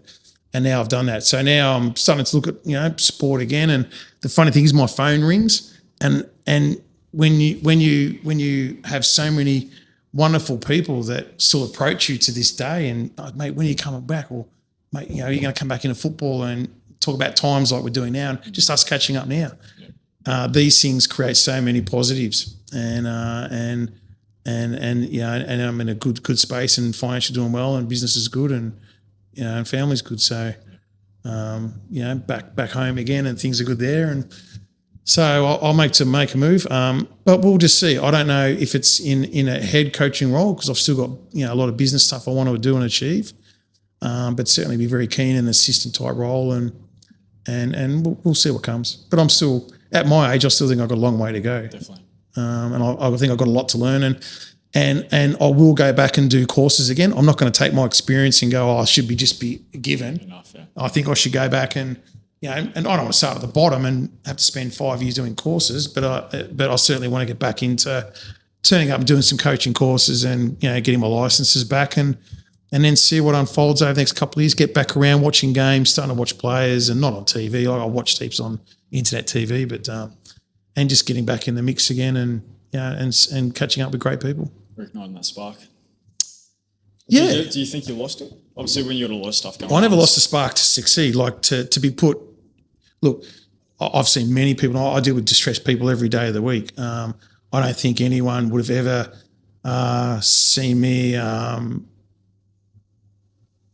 turn to things and walk away, or turn to alcohol, or come up with a million excuses. I still have to fund myself. I fund everything. And so, when debts have come in business and things like that, and things have happened, I've turned up every day, and my clients have always backed me. And, I never shirted a day or missed a day because of pain or because I was down, or, and when I went home and sat there for months and months on end and just didn't go see anyone. But when I got up and went to work the next day, I was $1 million because, people backed me in, and I just knew I just needed to keep going. And I had to back myself to not give in and believe that this work and the income will come, and the work will come, and the big jobs will come, and I can turn it all around. And it happened. And, again, so it's another lesson in life for me. And now I can sit there, with a lot of knowledge, and I watching the English Premier League again. I'm back watching Liverpool all the time, and where I walked away from all that totally. But I think I had a couple of years where I walked away from the NPL and wanting to be in the A-League, and maybe I should have packed up and gone interstate and taken some jobs where I had the chance. But, my kids were young. They live on the Sunshine Coast, and I never ever wanted to leave Brisbane, because of my kids.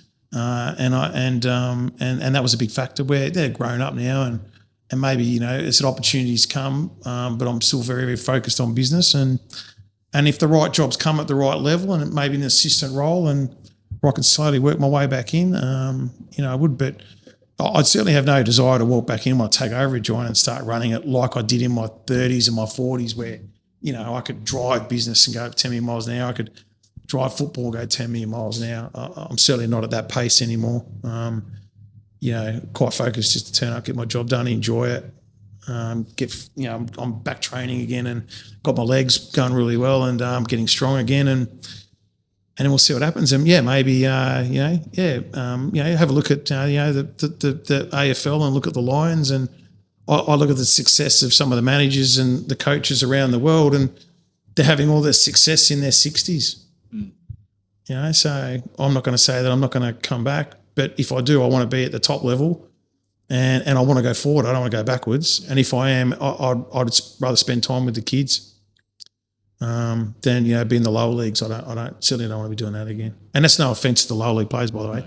That's just me saying, if I'm going to do it, I want the challenge, and I want to go to the top, where I worked, for 25 years with a dream and a passion to do it. And I think there was a few people behind the scenes that stopped my career, and I think a lot of people talked a lot of crap, and a lot of people spoke stuff that have never been successful themselves in 2 or 3 different careers all happening at once. Where I had a football career, I had a coach, a business career, and I had a speaking circuit, stuff career where I do a lot of stuff for charities and things like that. All 3 happening at once for many, many, many years. We have to try to fit a personal life in with that as well. That's what I mean. And the one thing that, my ex-wife said to me one day, and, still very close, and, close, not close, but, we talk, there's no problems. But, so once she said, while I was driving that dream of working in the English Premier League and then running a business where I had to be successful for it to survive at home and make sure I kept my licenses in a public business, that if you go bust, you're going to be in the papers and your career's finished. And then I was going to football jobs and knowing that we lose 3 or 4 games, I'm going to get sacked and your career could be finished. Yeah. Well, I lived under that environment and under that pressure for 20 years. And I don't think a lot of people have ever taken that into account. Some have still got all your hair.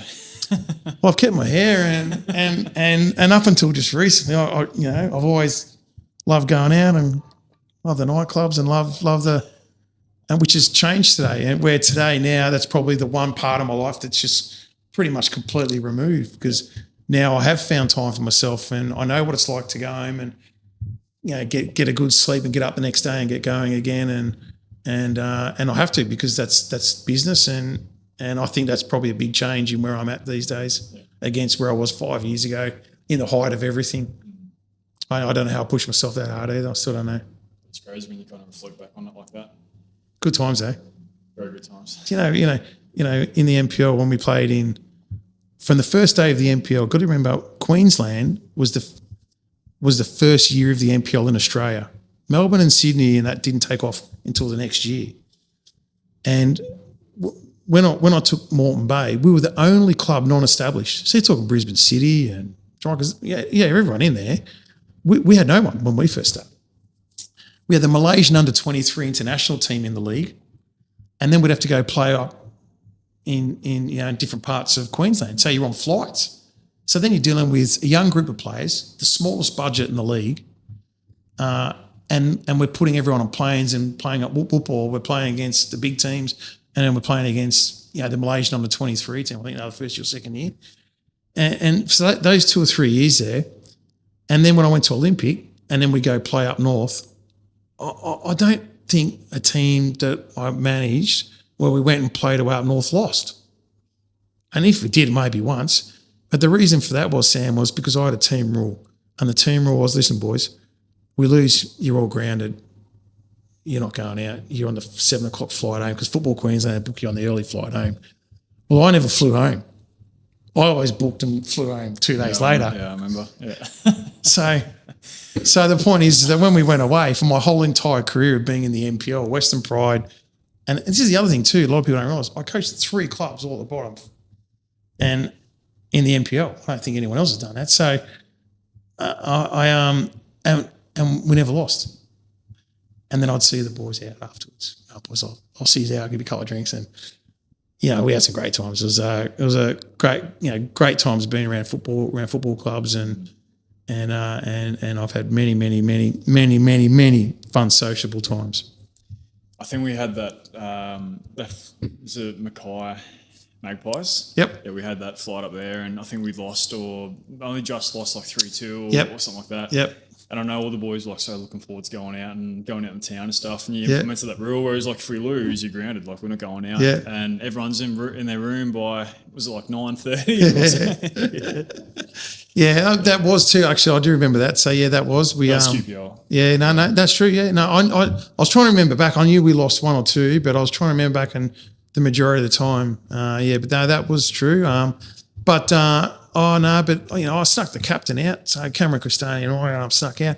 And I know a couple of boys got away because I ran into them a little bit later on. We had some great times, and Mackay was interesting. We had some funny times there too. Yeah, crazy times. Cool, wrap things up. Yep. Sweet. If you find value in these episodes, the best way to support the show is by hitting subscribe. It helps me stay motivated knowing this content is providing value for you, and this keeps the episodes coming. You can follow along on YouTube, Spotify, Instagram, and Facebook at Coach's Corner Podcast. Thank you again to TK. I'm grateful for you taking your time out of your schedule. We just ticked over 2 and a bit hours for the chat today. Was there anything else you wanted to finish with, or any? No, mate. Again, I'd just like to acknowledge as well, and I'll do the same. But I've been watching your shows, and I think it's really important that the local community gets behind you as well. And I know I'll bring a couple of people to this show, so hopefully everyone can subscribe. I think that's important. Yeah. And if they can come out and see you in your business, mate, that'd be great. I appreciate it. Thank you. Well done. Thank you to anyone that listens. I appreciate your time, your attention, and your support. I'll see you in the next episode of Coach's Corner. Thanks, guys. Well done, mate.